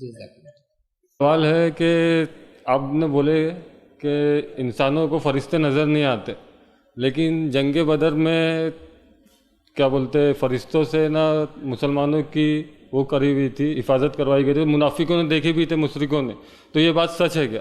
اور دوسرا سوال ہے کہ ایک دین کی کتاب میں نے پڑھا تھا، اس پہ کوئی حدیث کا حوالہ نہیں تھا، کہ حضور صلی اللہ علیہ وسلم نے جبریل امی سے پوچھے کہ آپ دنیا میں کتنی رفتار سے آتے اور کیسے آتے کر کے، تو انہوں نے بولا میں اپنے اس میں 3 دفعہ ایک دم فل رفتار سے آیا ہوں. ایک جب ابراہیم علیہ السلام کو آگ میں ڈال رہے تھے اس وقت، اور ایک اسماعیل علیہ السلام کے گلے میں جب چھری پھیر رہے تھے، اور تیسرا مجھے دھیان نہیں آ رہا، تو اس میں کوئی حدیث کا حوالہ نہیں تھا. تو یہ کیا سچ بات ہے کیا؟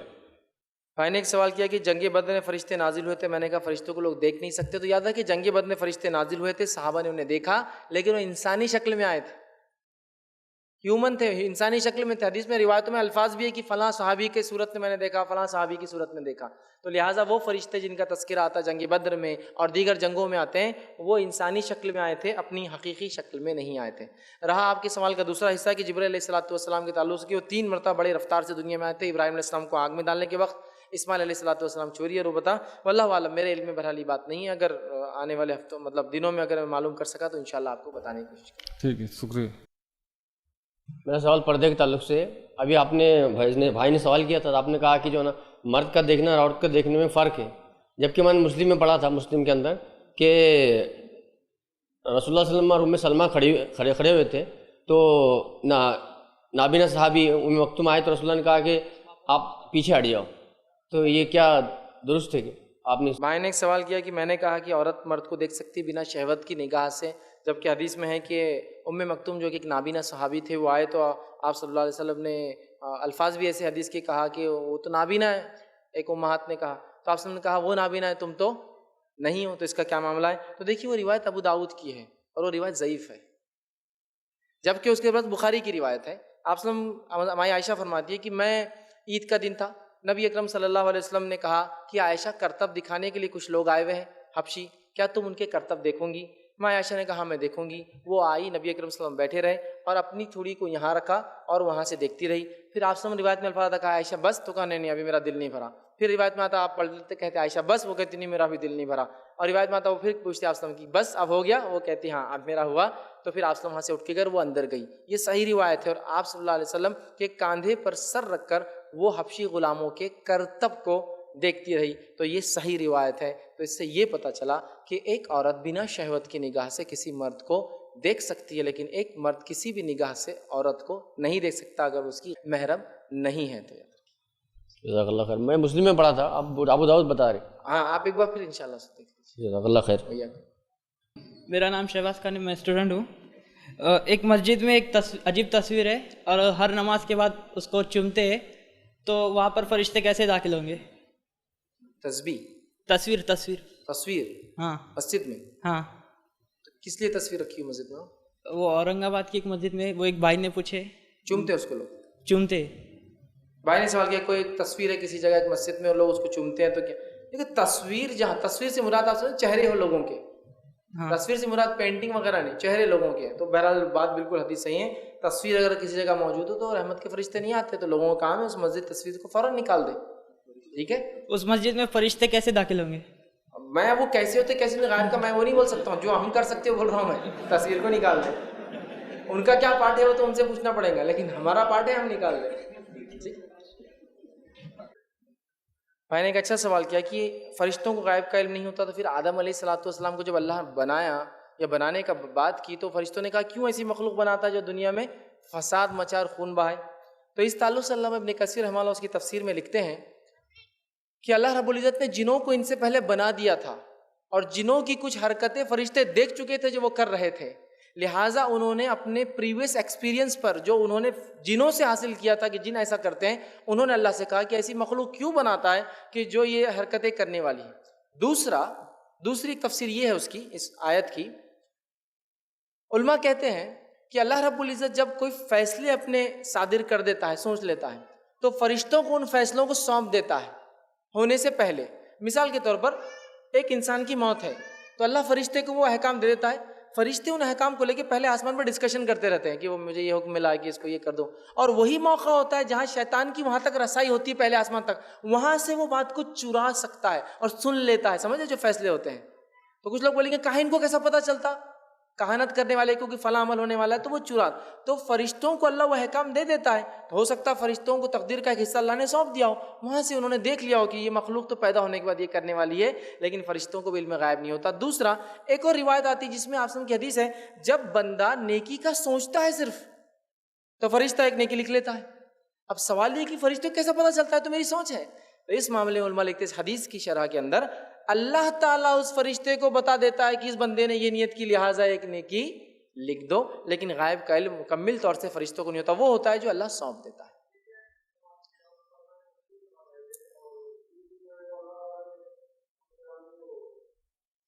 ہاں